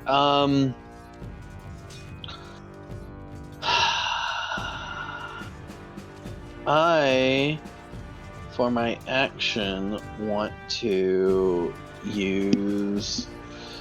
All of my other spells are ranged. For my action, I am going to cast the spell Toll the Dead on... I'm going to try to hit the girl with Toll the Dead. Has she been hit with anything? The humanoid? Yeah. Oh yeah, she's fallen off, taking damage, taking dagger damage. Alright, I'm going to cast. She needs to make a Wisdom 16 saving throw, because as I try to ring a bell inside of her head. Although she's pretty crazy, she's probably hearing bells anyways. Yeah.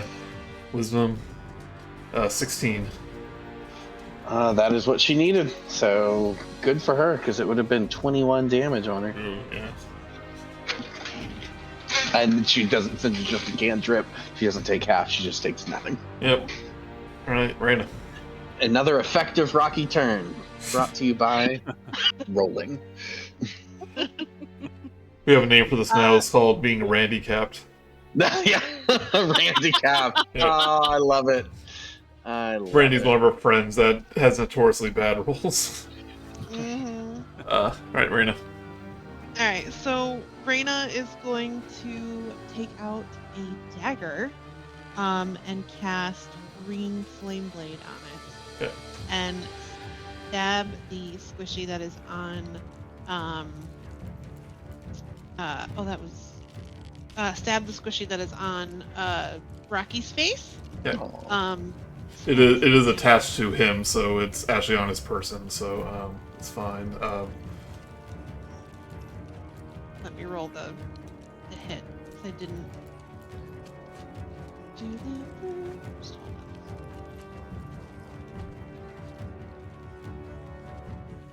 So dirty 20. 20 hits.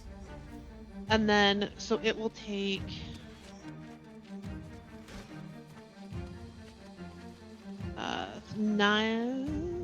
sorry. 4 piercing. 10. Yeah, 4 piercing and 6 fire. And then I'm going to take... So green flame leaps from, like, the one that I just stabbed and goes to the one that's on Verady's face. Yep. It takes 8 fire damage. And then with my bonus action, I'm going to stab it again. This Gemule will just burst into flames and fall to the ground and shrivel up. Okay. Dump on it. The one that's still attached to Rocky, I'm going to stab again with my bonus action because I have 2-weapon fighting. Nice. Okay, yep. Make sure that dagger has the offhand property.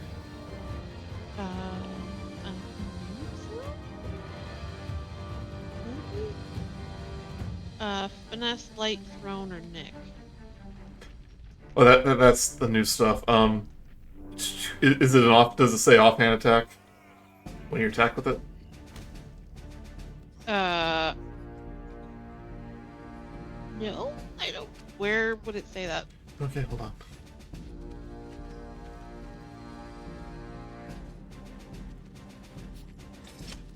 You're just saying to make sure it doesn't add the modifier on that too? Yeah. Yeah, Raina. Alright, so I'm gonna take one of your daggers. I'm going to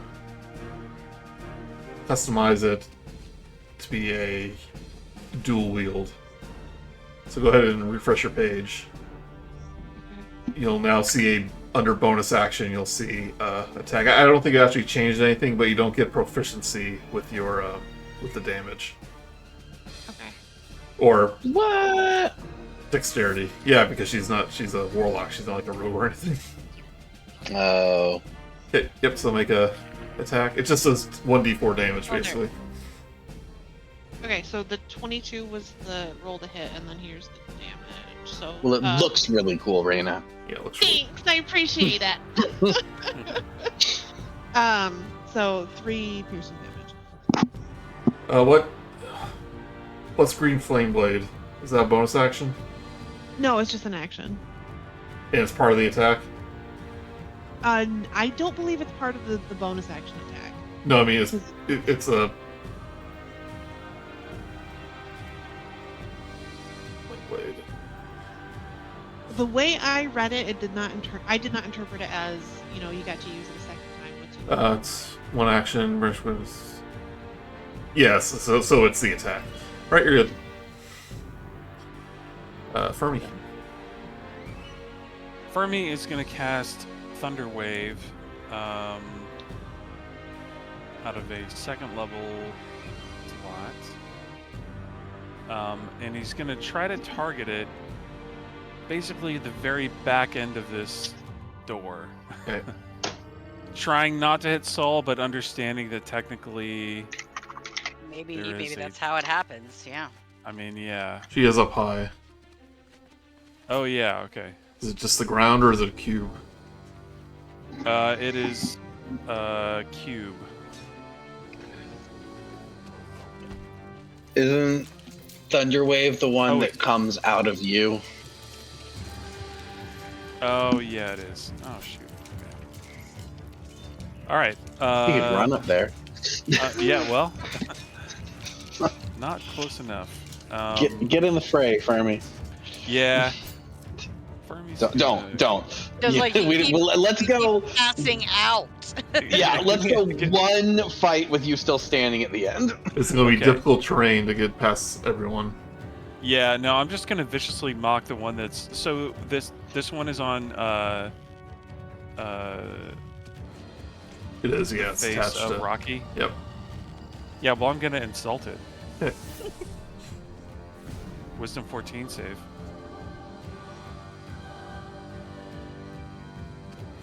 It rolls a 20. Alright, well, then it will take 3. Well, it's 3 psychic damage. Again, it barely takes any damage.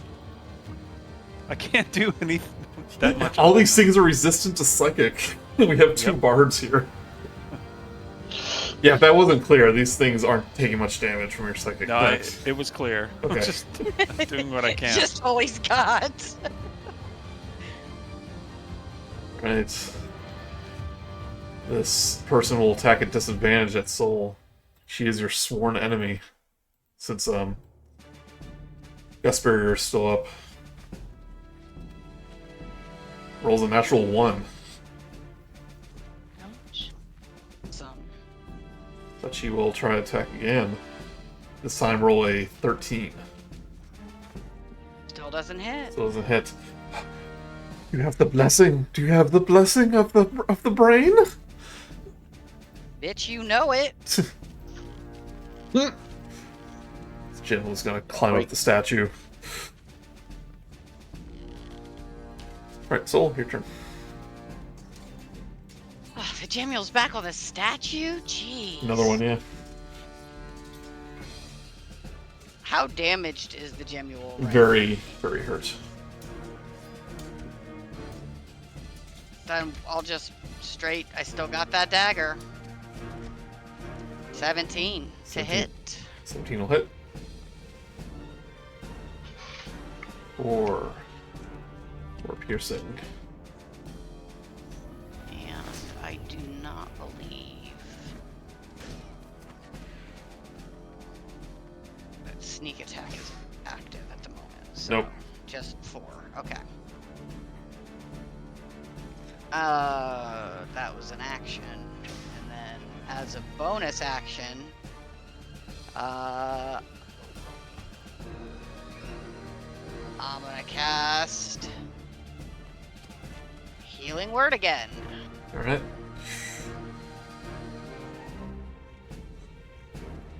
Nine healing. Okay. I'm still alive! Yeah, I think these Gemules do their leech at the start of their turn. So that damage you took before is going to be part of this turn, technically. But Rok'kee, the one that's on you, go do a Psychic Slam. You can try. 14 Miss. will try and fail. This one will stand up.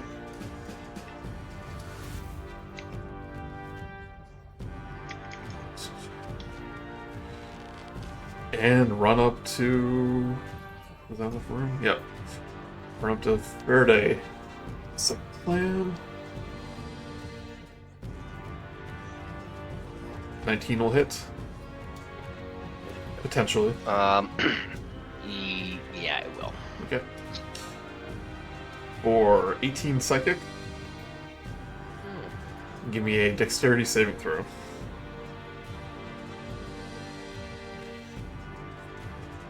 I can tell you it's not going to be great.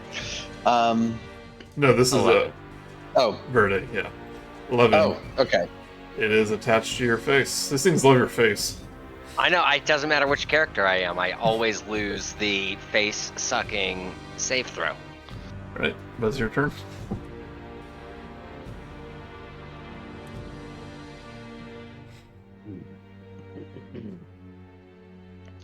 Alright, I am going to, Oh wait, I forgot to do a d4. Hold on, they could potentially miss you. Oh, yeah. You know, I have please, these markers on here, but I'm just ignoring them. Yeah, by all means do that, and then I might shield myself. 1, so an 18. I will shield myself for a 19. Okay. Take back that damage. Excellent, because that was a lot. 18 psychic, yep. But it's still attached to you. Alright. Okay. Pay attention, Joey. Pay attention. Alright, it's your turn, though. I am going to,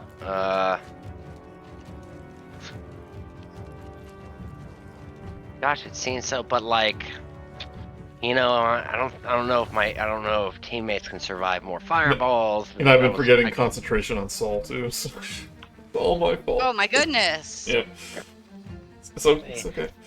I mean, guys, I think it's boring and dull, but I think my best move again is poison spray. I'm just gonna sit here and spray poison on everything until we're done. Yeah. Dexterity. 15 con save So, minus a bane. rolls a 6. Lovely. 14 poison damage. 14. This one's starting to look really hurt. Really hurt. Okay. I have no follow-up move to that. That is the end of my turn. Gust Barrier is just for a round, so I don't have to be concentrating. What am I concentrating on? Well, technically the Bane, but I've been forgetting to roll when you take damage. Oh, I said, yeah, okay, there's the concentration. Sorry. I was just... Never mind, ignore me. I didn't say anything. Yeah. So, Well, that's what I said before. I've been forgetting. Rok'kee.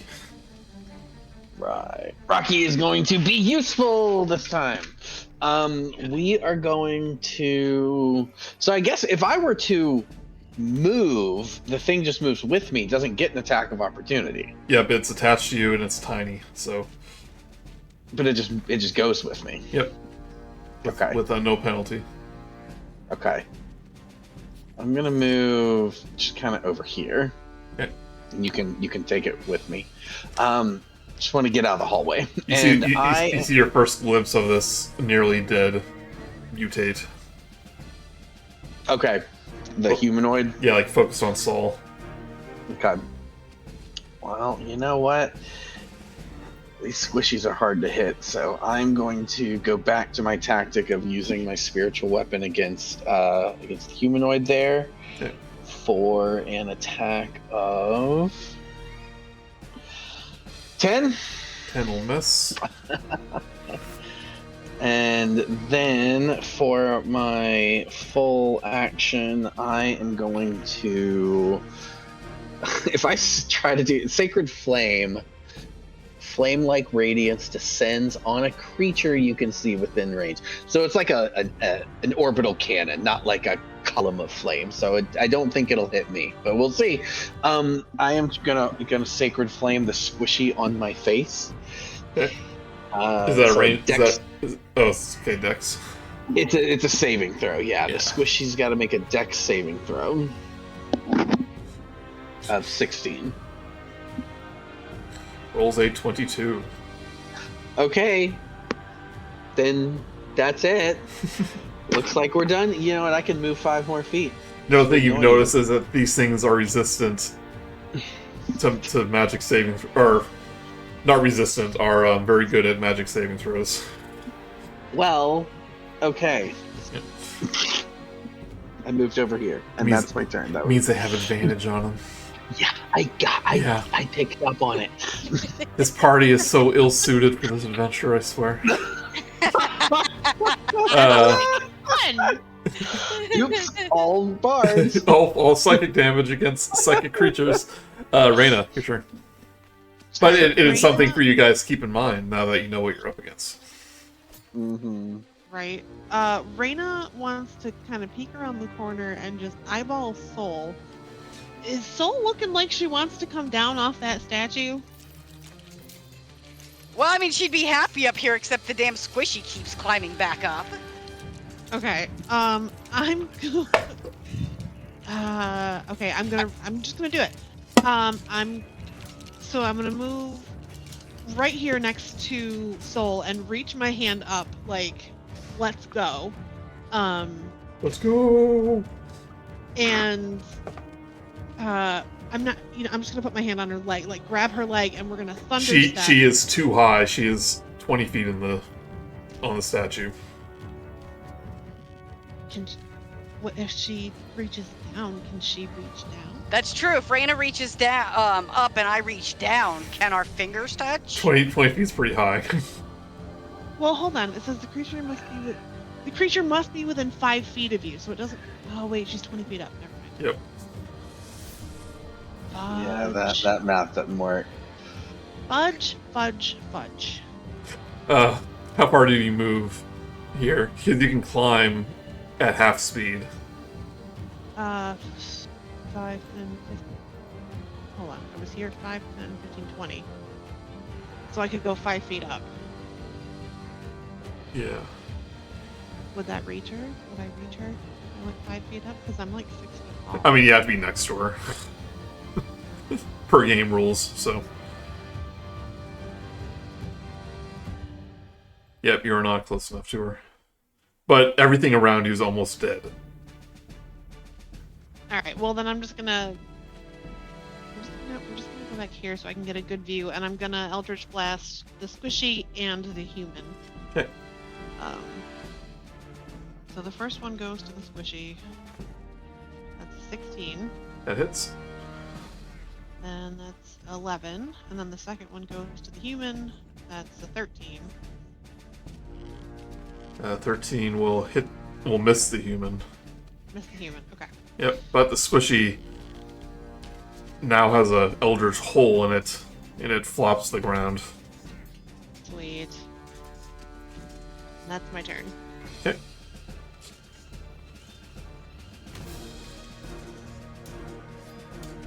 Fermi. Alright, so Fermi, you said this would be difficult terrain to move into the room? Not the way it is, no. Not the way it is, okay. Yeah, the others were blocking your way at the time, but they've yeah. moved. Okay. I'm gonna go up here next to Verady, and I'm gonna whack it with my quarterstaff, which, well, it's not really quarterstaff. It's whatever shillelagh is. It instrument. It requires a bludgeoning object. Well, I don't want to hit it with the instrument. Okay. If you want to, well, do you have a quarterstaff? I don't think so. Yeah, actually, yes, I do. Okay, yep. I mean, I can flavor it as you use your weapon, but it'll be a quarterstaff attack. Let's go with me. Yeah. I mean, I'd love to hit it with the mandolin, but I don't want to break the mandolin. Oh no, you know? Shillelagh makes it strong. Yeah. I love Shillelagh. Yep. Okay. All right. In that case, yeah, I'm gonna whack it with the mandolin. I used that in Baldur's Gate with my druid. I had a Shillelagh, a polearm, and polearm master, and a Nice. spore druid that did extra damage on attacks, and it was pretty cool. Okay.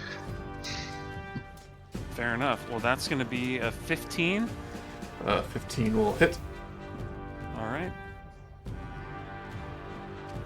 5 damage. 5 damage. You take your you just bonk this 11 damage. No. What says 11 here? I know. I roll in real life. Don't pay attention to the rolls in the thing. Okay. How convenient. Pay no this is attention less to the rules damage. behind the No. curtain. It's less. Okay, fair enough. Yeah. How much was? I was mousing over it to see what kind of damage it was. It's bludgeoning, by the way. Okay. Yeah. And I accidentally clicked it in D&D Beyond. And it was more than I actually rolled, so... Well, it is enough. You bonk this Gemule on Verde's face, your mandolin. It will fall to the ground and wither. It's one of those bowl-shaped mandolins, so I can be kind of precise with it. You know? I stomp on this one too. Thank you, Fermi. Mm-hmm.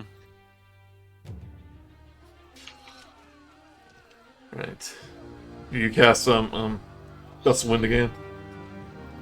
Soul? I forget. No, I did not. Okay. One Nightmare Blast. Oh, another crit to Soul. This one's kind of bad. You take 14 psychic damage. Is that something I can? I mean, I've got my dagger, so I've got my staff of defense in my other hand. You were attacked. Well, yeah, it's kind of weird. Yeah, I mean it's a crit though. Those always hit. Okay. Yep. Well, then I won't even waste my time. Okay. How many? 14 psychic damage 14? and Wisdom saving Okay. throw. Oh God! Please win a sim saving throw, please. 18. You are not frightened, but I'm gonna make you do that concentration check. Finally. Okay. Constitution saving throw. 9. Your concentration is finally dropped, but only one of them's left alive anyway. But doesn't have Bane anymore. No Bane. It's gonna do another Nightmare Blast to Rok'kee. Mm-hmm. 8's gonna miss. Yes, it is. Right. We're all rolling bad. Soul.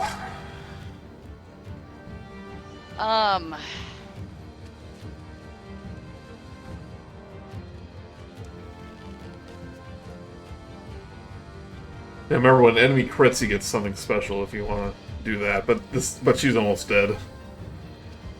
Well, the something special I think is that then any of my allies get crits on her with an 18 or higher. Yeah, but she's pretty hurt though. I don't know if you want to use it on that.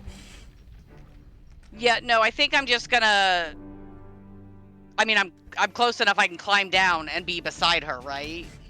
It'll be double movement. Okay, then I'm gonna face step. You can drop the I last. don't have the movement to do it. You can drop the last 5 feet. You won't get hurt. Okay. So I can just drop beside her. Yep, you're next to her. All right, and then I'm gonna stab her with my dagger. Oh, That's a miss. yeah. Gonna hang on, make sure I still have this one available. Where is it? Impending misfortune. And so I plus 10. That's 20. Okay. That one hits. 7 piercing. And does the pen count as my ally? Ooh. Technically not. Okay. It's an object, yeah. Okay. No. It's like non-targetable, all that stuff. So I'm gonna read it real close, and I may argue with you. Oh, and there's also for now.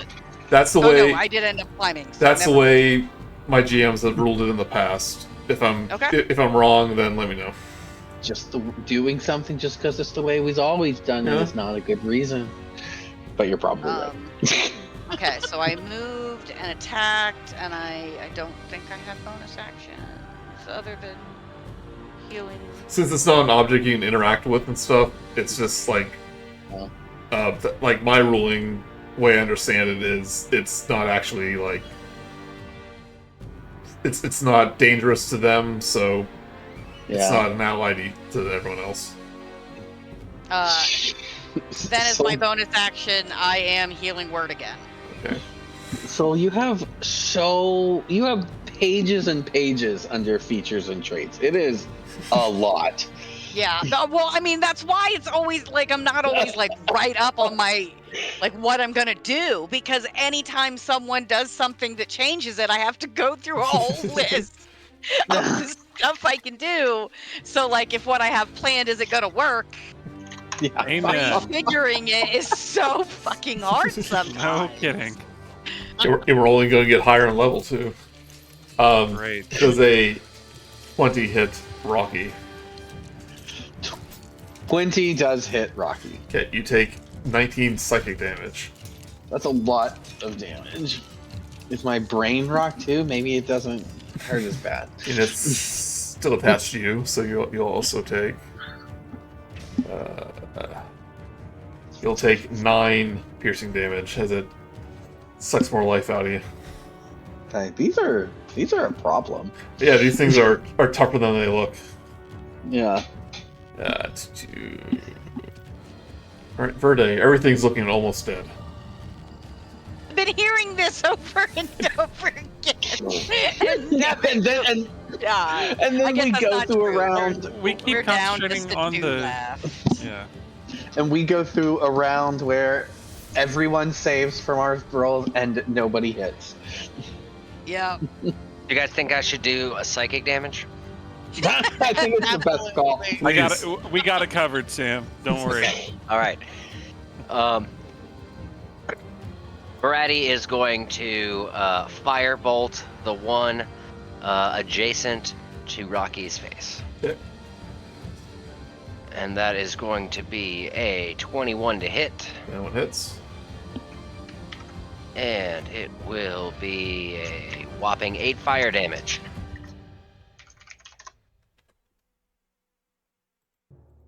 Right. Still alive. Variety kind of tilts her head down and like puts her hand on her wizard hat and kind of sloughs it down to kind of cover her face, like. She starts In sulking. shame. Yeah, Okay. this fight has not gone her way, and she is not impressed. But he also doesn't have the maturity to keep going. Rok'kee. Right.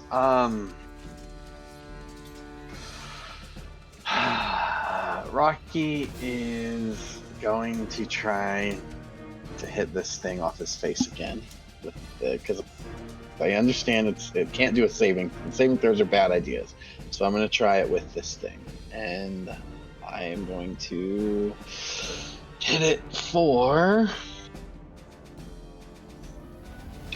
On 18, does that hit? That one hits. Yes. So I am bashing it for 5 force damage. which is enough. Wait, no, one d8 plus. Yeah, it is. Yeah. Awesome. I'm telling you, these things are almost dead. You just weren't doing enough damage to it. Or any at all. You stab this with the pen and rip it off your face. Ah. And then like shake it to try to get it off it, like it's, and then now it's dead. And then I am going to, for my action, cast Cure Wounds on myself. Just a level 1. Okay. For 11. Nice. All right, Raina. And I look around and yell, I don't yell anything. Never mind. Yeah. That's gonna be fun. Rok'kee tries to yell and sounds like Chewbacca. and then I stomp angrily. You can hear that. I'm a ton. If you can stomp fast enough. Right, Raina.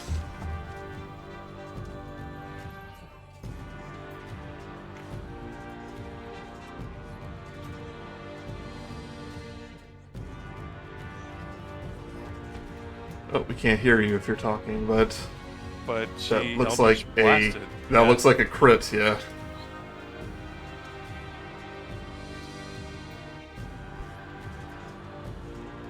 But One more roll. There it is. yeah, if you can hear us, that's a hit. And that's a crit, so roll another d10. Didn't she? More. No, she rolled 2 attacks, so roll another d10 for that crit.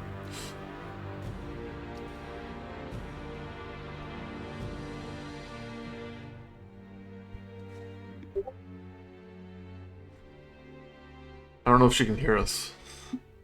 Just take the average and round up. Yeah. Regardless, it And is. her internet is being weird.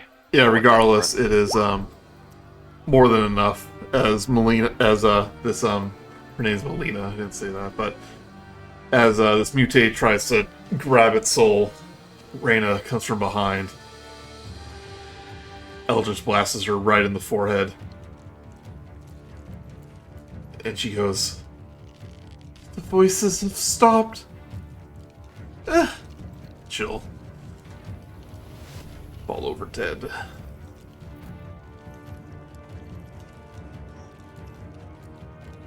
We're finally out of combat.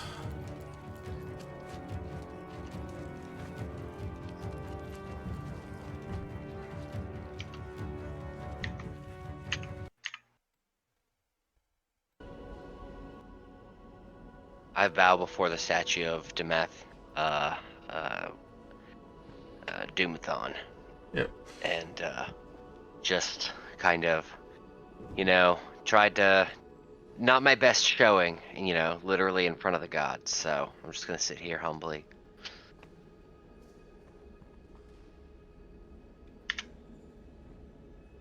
Fermi's gonna pat himself with both hands across his chest and his gut and be like, I'm alive.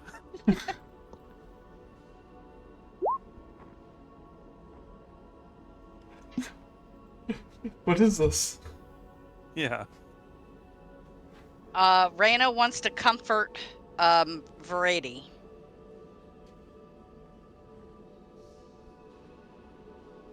But because that's the message. I guess she's still having internet problems. Aww.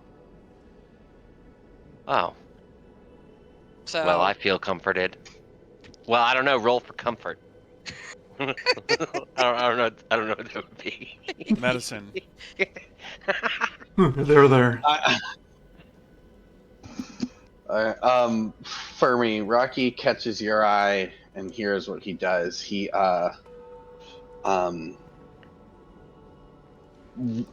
points at you and kind of waves his hands around in casting a spell, wipes his own face, and then points to the face of the statue. Oh, jeez. If you can figure it out, then cool. So points to you, waves hands around, wipes Rocky's face like he's wiping it with a cloth, and then points at you again, and then points at the statue. Yeah, if you want to cast Mending on Rok'kee, it'll actually like close up some of the wounds. Yeah, well, mending. I mean, I have cure wounds. I have spell magic. It looks like Raina has mending.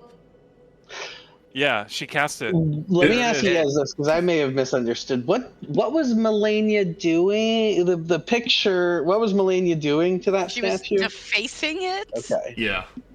Okay. She was turning it into something else. So mending will just be cosmetic. It actually won't heal you. Yeah. All right. Okay, well, I'm gonna cure some wounds on Rok'kee. Okay. Well, I appreciate that. Okay.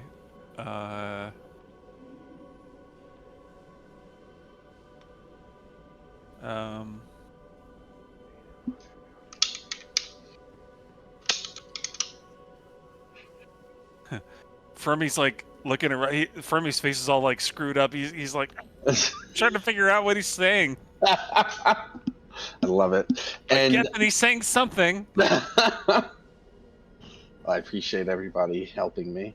And we will get the next. We'll work on our communication. But I was saying, prestidigitate all of the markings and nastiness on the statue to help Variety feel better about his god being defaced. Her god. Oh.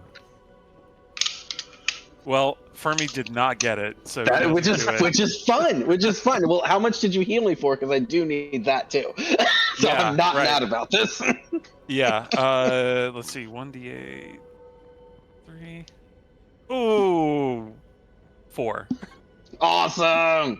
And the cracks that the little squishies put in me are all healed up from Raina too. Thank you.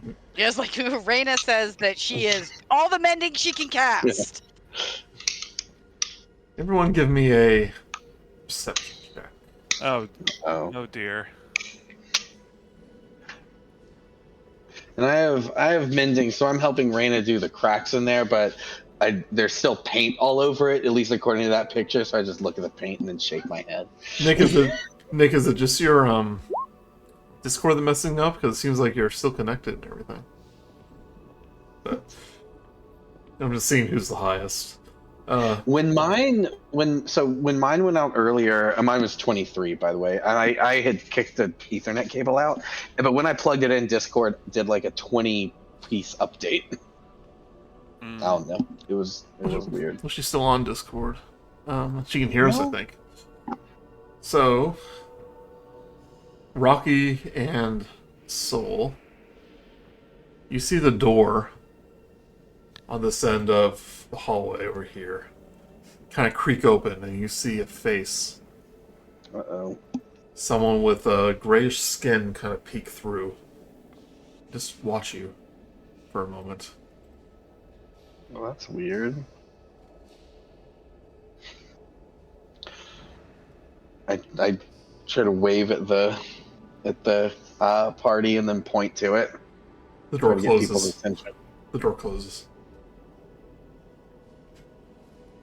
Look expectant. I look expectantly at the group, back and forth to everyone, and then I shrug again. Rok'kee, we're not getting it. Fermi does not understand. Rok'kee sits down. Very loud crash.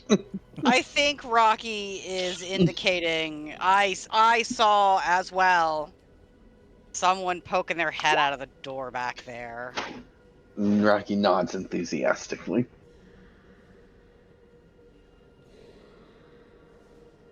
I'm not going in there. I mean, I'm definitely not going first either. I survived. This is my streak is 1 right now.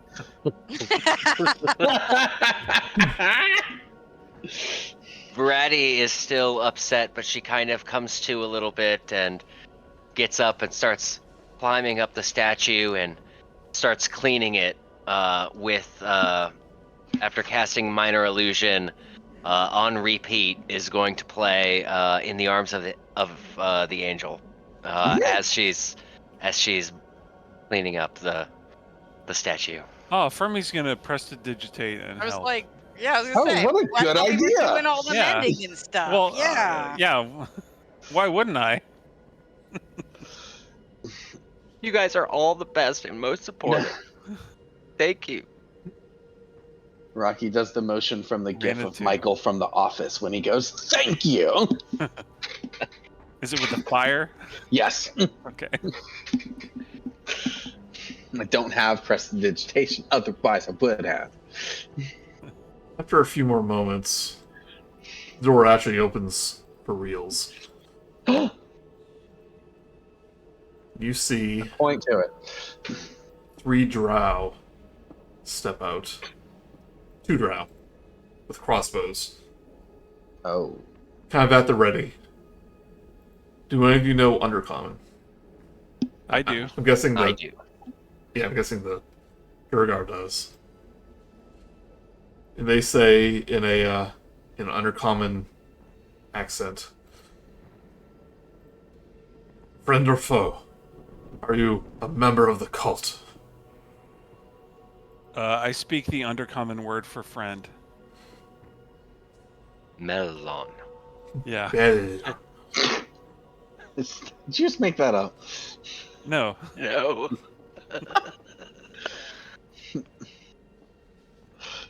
You fought the cult. You killed the cultist. Yep. As you can see. An odd group. Statue. A deep dwarf. Other one goes, a fey elf. A devil touched.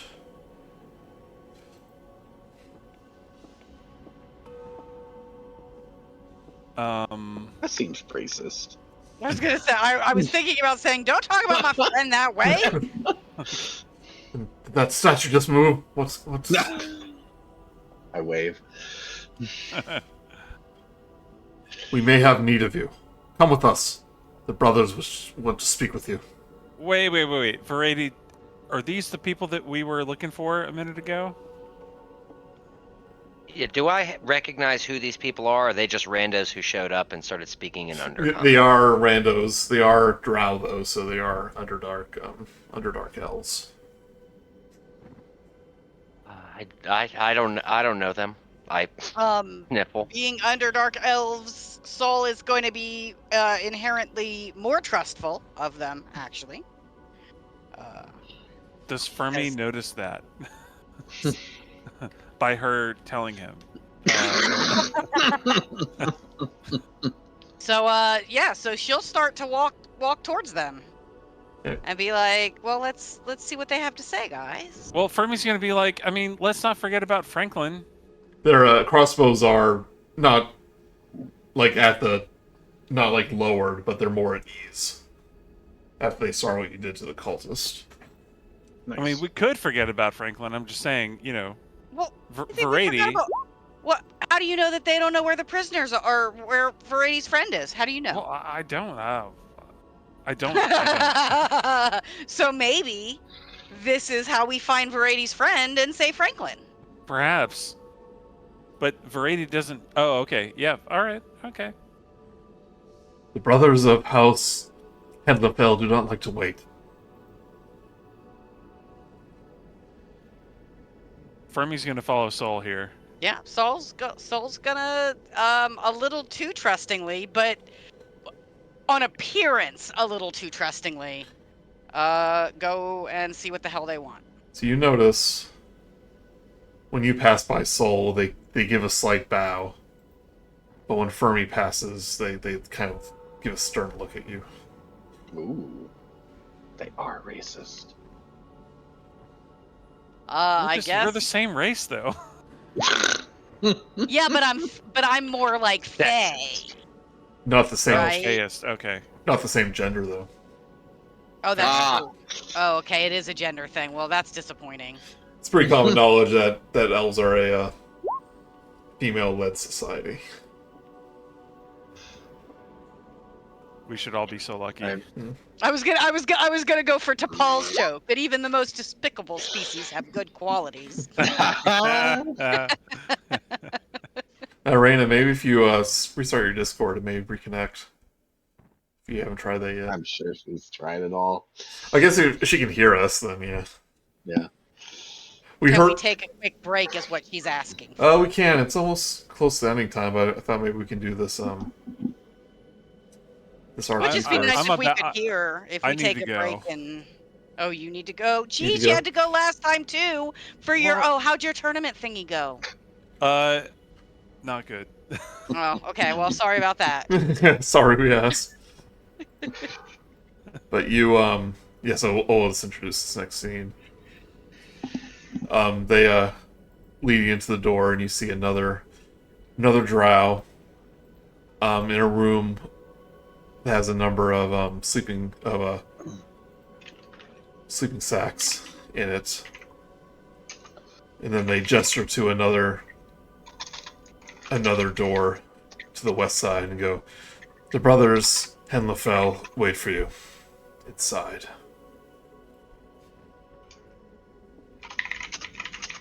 Soul, which door is it?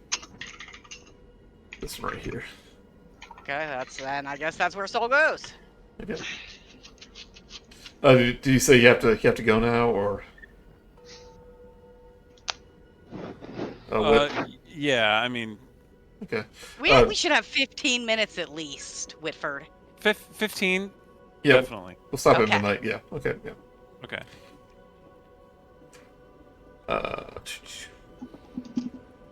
You open up... They open up the door for you. And this is basically what you see here.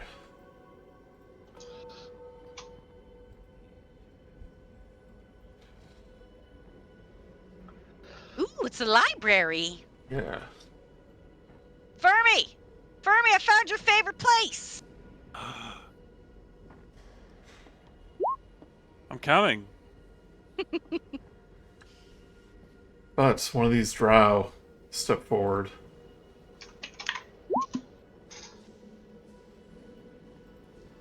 And they give a slight bow to you, Soul. And go, "You heard the commotion." And they say it in common. Okay, good. It goes, "We heard the commotion outside." We taught that cultist to not defile statues. "Brother, they seem strong. Perhaps they can be of aid of us." It's like, "Yes, that's why I brought them here, brother." Allow me to introduce myself. My name is Ethendel Henlefell. This is my brother Nathalin. They give a bow to you, Soul. Delightful to meet you. I am Soul. This is my traveling companion, Fermi. And behind us are various assortment of our friends. Fermi winks at him. What brings you to the Underdark? To this temple. We are searching for the companion of someone we met on our travels. It's safe to assume you are not part of the cult of the Obelisk. Oh, indeed not. No.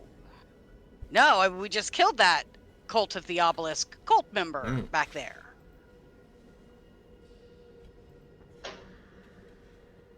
So, nope, no cultists here. We're in the search of a member of the cult as well. And they have names. I'll put them up. Nathalin will go, "We're looking for our father. He began blabbering nonsense about an obelisk. came here to this nonsense. dwarven temple. I mean, we have also heard whispers about Obelisk. We fear he's been brainwashed by the cult, and we're here to bring him back, but we've met these cultists. They seem too powerful for us to face head on. But you might be able to be of use to us. I mean, what do you know about unpetrification? Talking about petrification, we're talking about the retrieval of our father. Right, but why do I care about your father if there isn't anything that you can do for me? And what I care about is unpetrification. The younger brother does step forward. Go. We can offer you a reward. Thank you. You retrieve our father.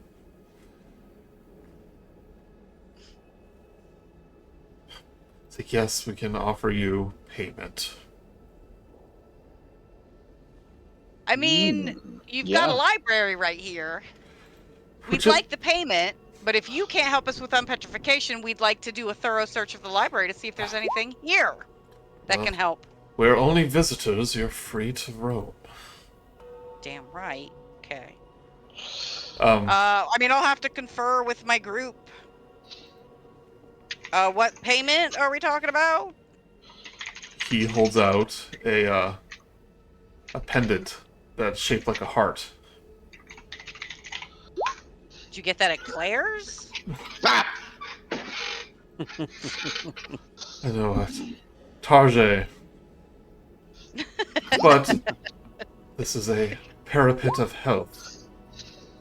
With it, no disease shall harm you.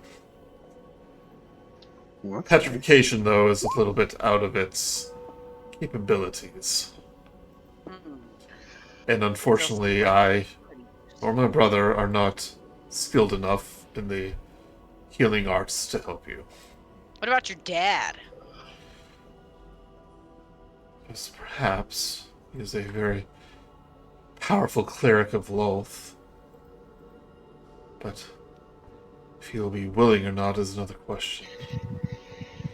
Well, I mean, if we save him and he weren't willing, that'd be pretty ungrateful. Yes.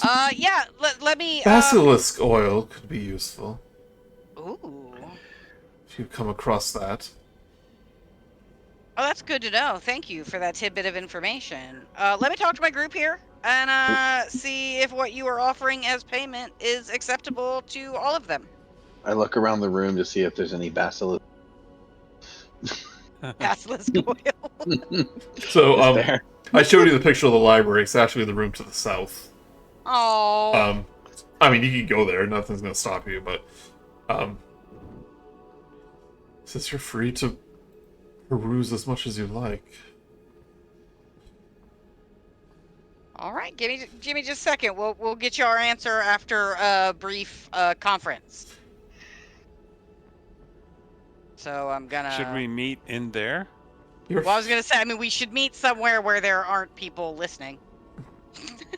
You're free to use our lodgings. We have comfortable chairs. and one, like, kind of gestures over, and a bed. And one really uncomfortable chair. Most of them are comfortable. Are they animated? Question from Raina. Chairs? Right? Nothing less than an animated chair is good enough for us. Yeah. Fermi noticed them for sure. Yeah, so 4 large stone chairs with wine armrest are pushed to one side of this room, making room for 3 bedrolls where 3 drow sit silently. Can I peek into the room to the south that's the library and see if there's anyone in there? Sure, yeah.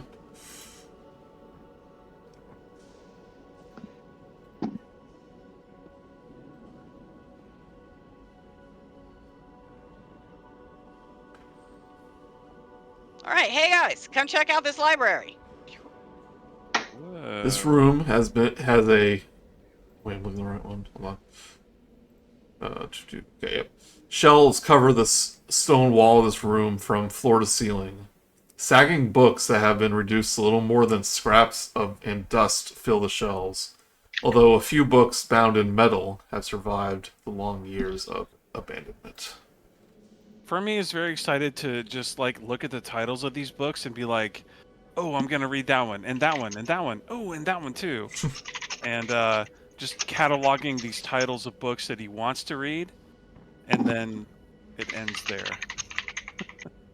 Yeah, most of them seem to be based on all of them are in Dwarven.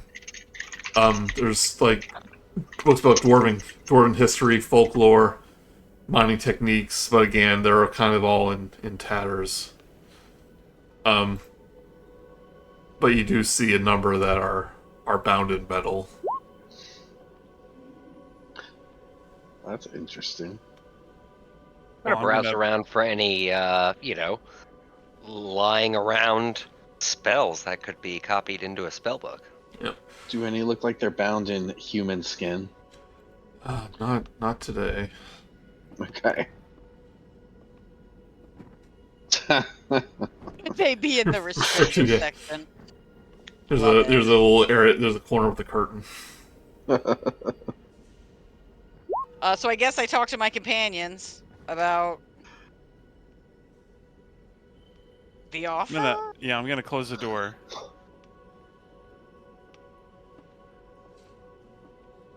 We found nothing much of use in there. There was.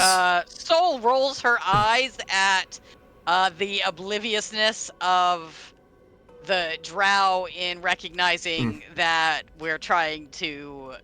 There was one book that had the crest. Sorry, I don't mean to interrupt you, but Yeah, that's okay. Go ahead. there was one book with the crest of the ridiculous dwarven god, but there was an obvious enchantment on it. I doubt if you weren't a worshipper, you'd probably not even open it.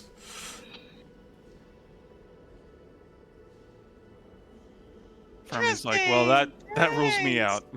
Raina asks where the book is, saying, he goes, it's one of the metal-bound ones. And one of them kind of gives you a look, Raina. And he goes, here I thought you were all pure. It looks like one of you has been touched. I'll show you touch. You talk to my friend like that again. Are you sure you are not influenced by the Obelisk shard? Positive. Don't even sweat it. We are here to take care of people doing that stuff, so don't sweat it. We're good.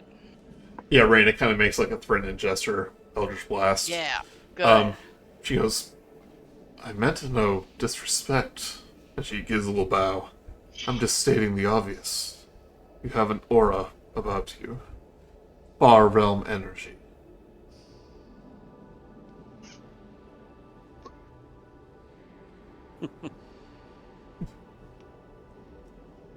Then I shall say no more of it. Thank you. Now, can I have a few moments alone with my friends? Take all the time you need. Thanks. I'm going to use Minor Illusion to make white noise play in the background. Yeah. As you kind of enter the room and close the door, you hear sounds like Uplanders. Hey, down underers. Man, these guys are dicks. Not all of us, but these guys are. But they had a cool artifact trinkety thing, and feels like we're going deeper in anyway. Yes, they are. Raina says, yes, they are dicks. Well, if they're dicks, then we should go deeper. So, I think you just made the call for everybody. So we want to go deeper with the dicks. Yes. Okay. That's what D&D is. That's what you do with the deeper dicks. dicks. D&D. Deeper in dicks. Okay. Right there. Okay. Dicks in the deep. Okay. Wow. Who was searching for scrolls? Was that I think Verady was searching for yeah. scrolls for spells. Well, Raina also said she wanted to browse for that book that was. That book with the. Basically, the only book intact is a metal bound book, which you do recognize the symbol of Doomathon, and written in Dwarfish on the front it says the Granite Ledger. Mm.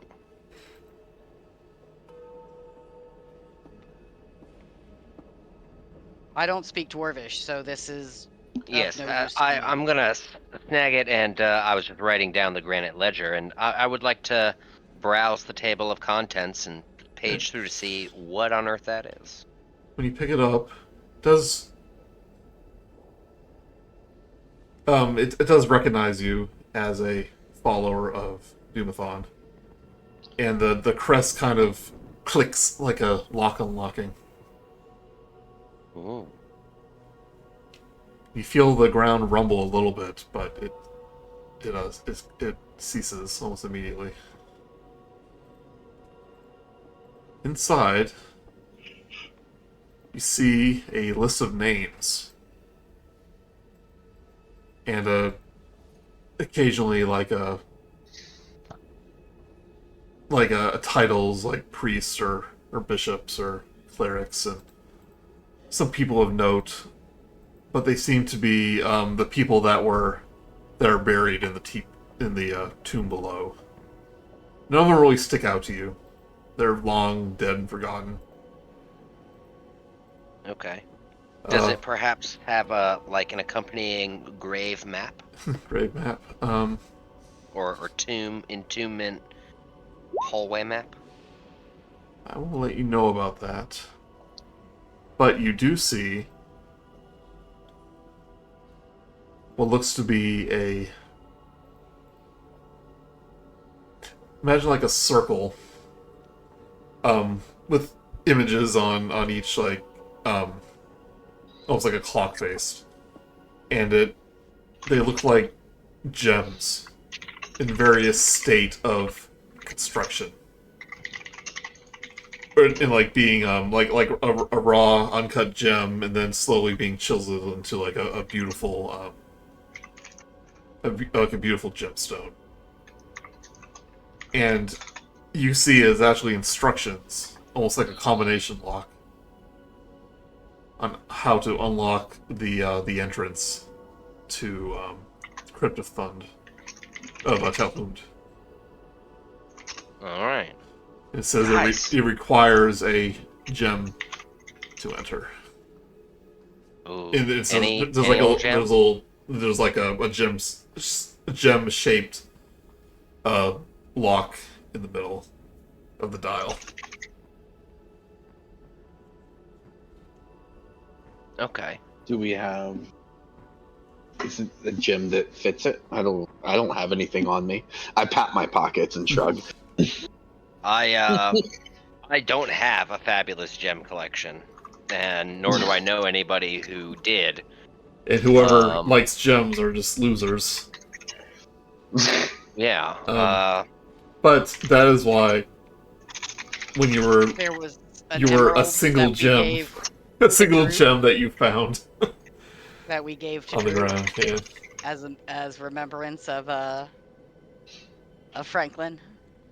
Man, we're gonna have to go ask Drew for that emerald back. I have one single solitary gem in my inventory that I didn't remember picking up, but that seems to fit a need.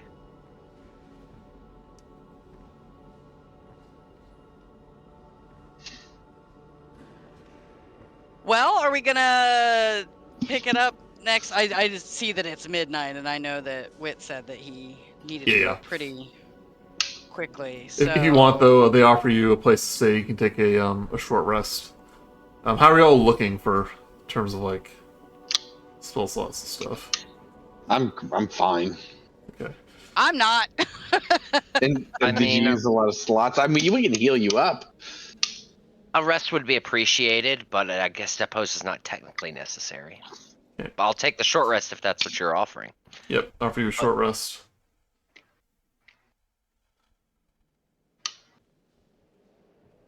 Yeah, I'll take some short rest healing.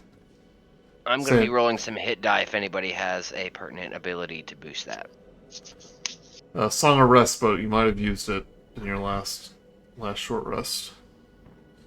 Well, but it would have been from one or Yeah, I don't think the you other both. of I us, don't right? think you both used them.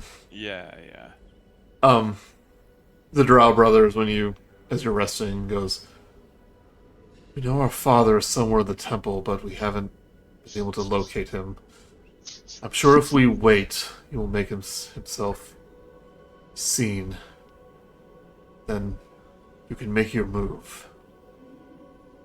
Since you've proven yourself efficient against those gem mules and those cultists, sure, it won't be a problem. But there's something more dangerous and darker in the depths of this temple. They're feeding something monstrous. They call it the brain. I don't want to know what that is. But that's your problem, not ours, if you wish to confront that thing. You'll be joining the fight. Joining the fight? Oh, dear. We are nobility.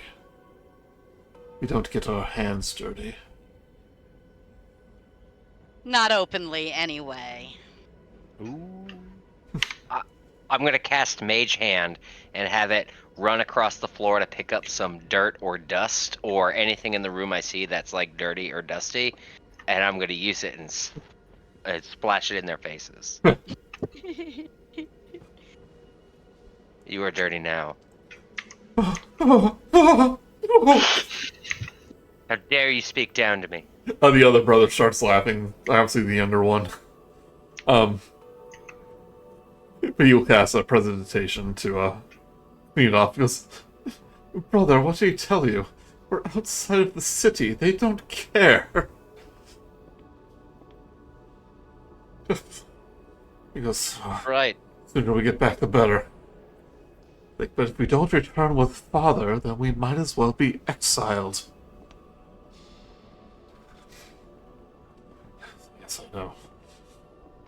No disrespect, sorry. Still getting used to this thing. Talking to commoners, that is. We're no mere commoners. We are all exceptional. Just as I'm sure you are.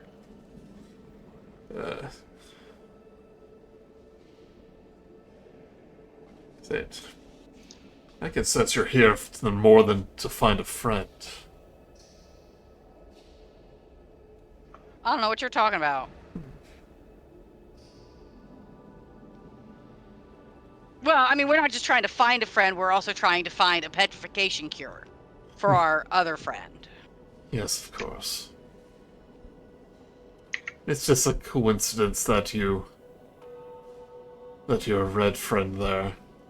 Never mind, I've said too much. I've learned my lesson. Mm-hmm. Yep, but you can all take a short rest. Well, you're red.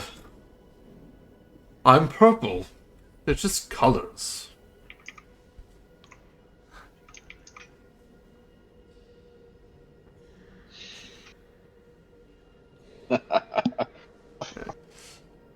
They say you need to take a short rest. I don't see your hit points change, but they may not have updated. It should be in just a second. Yeah, and we will continue this next time. 16. Well, it want me, but it didn't. Oh, because I didn't.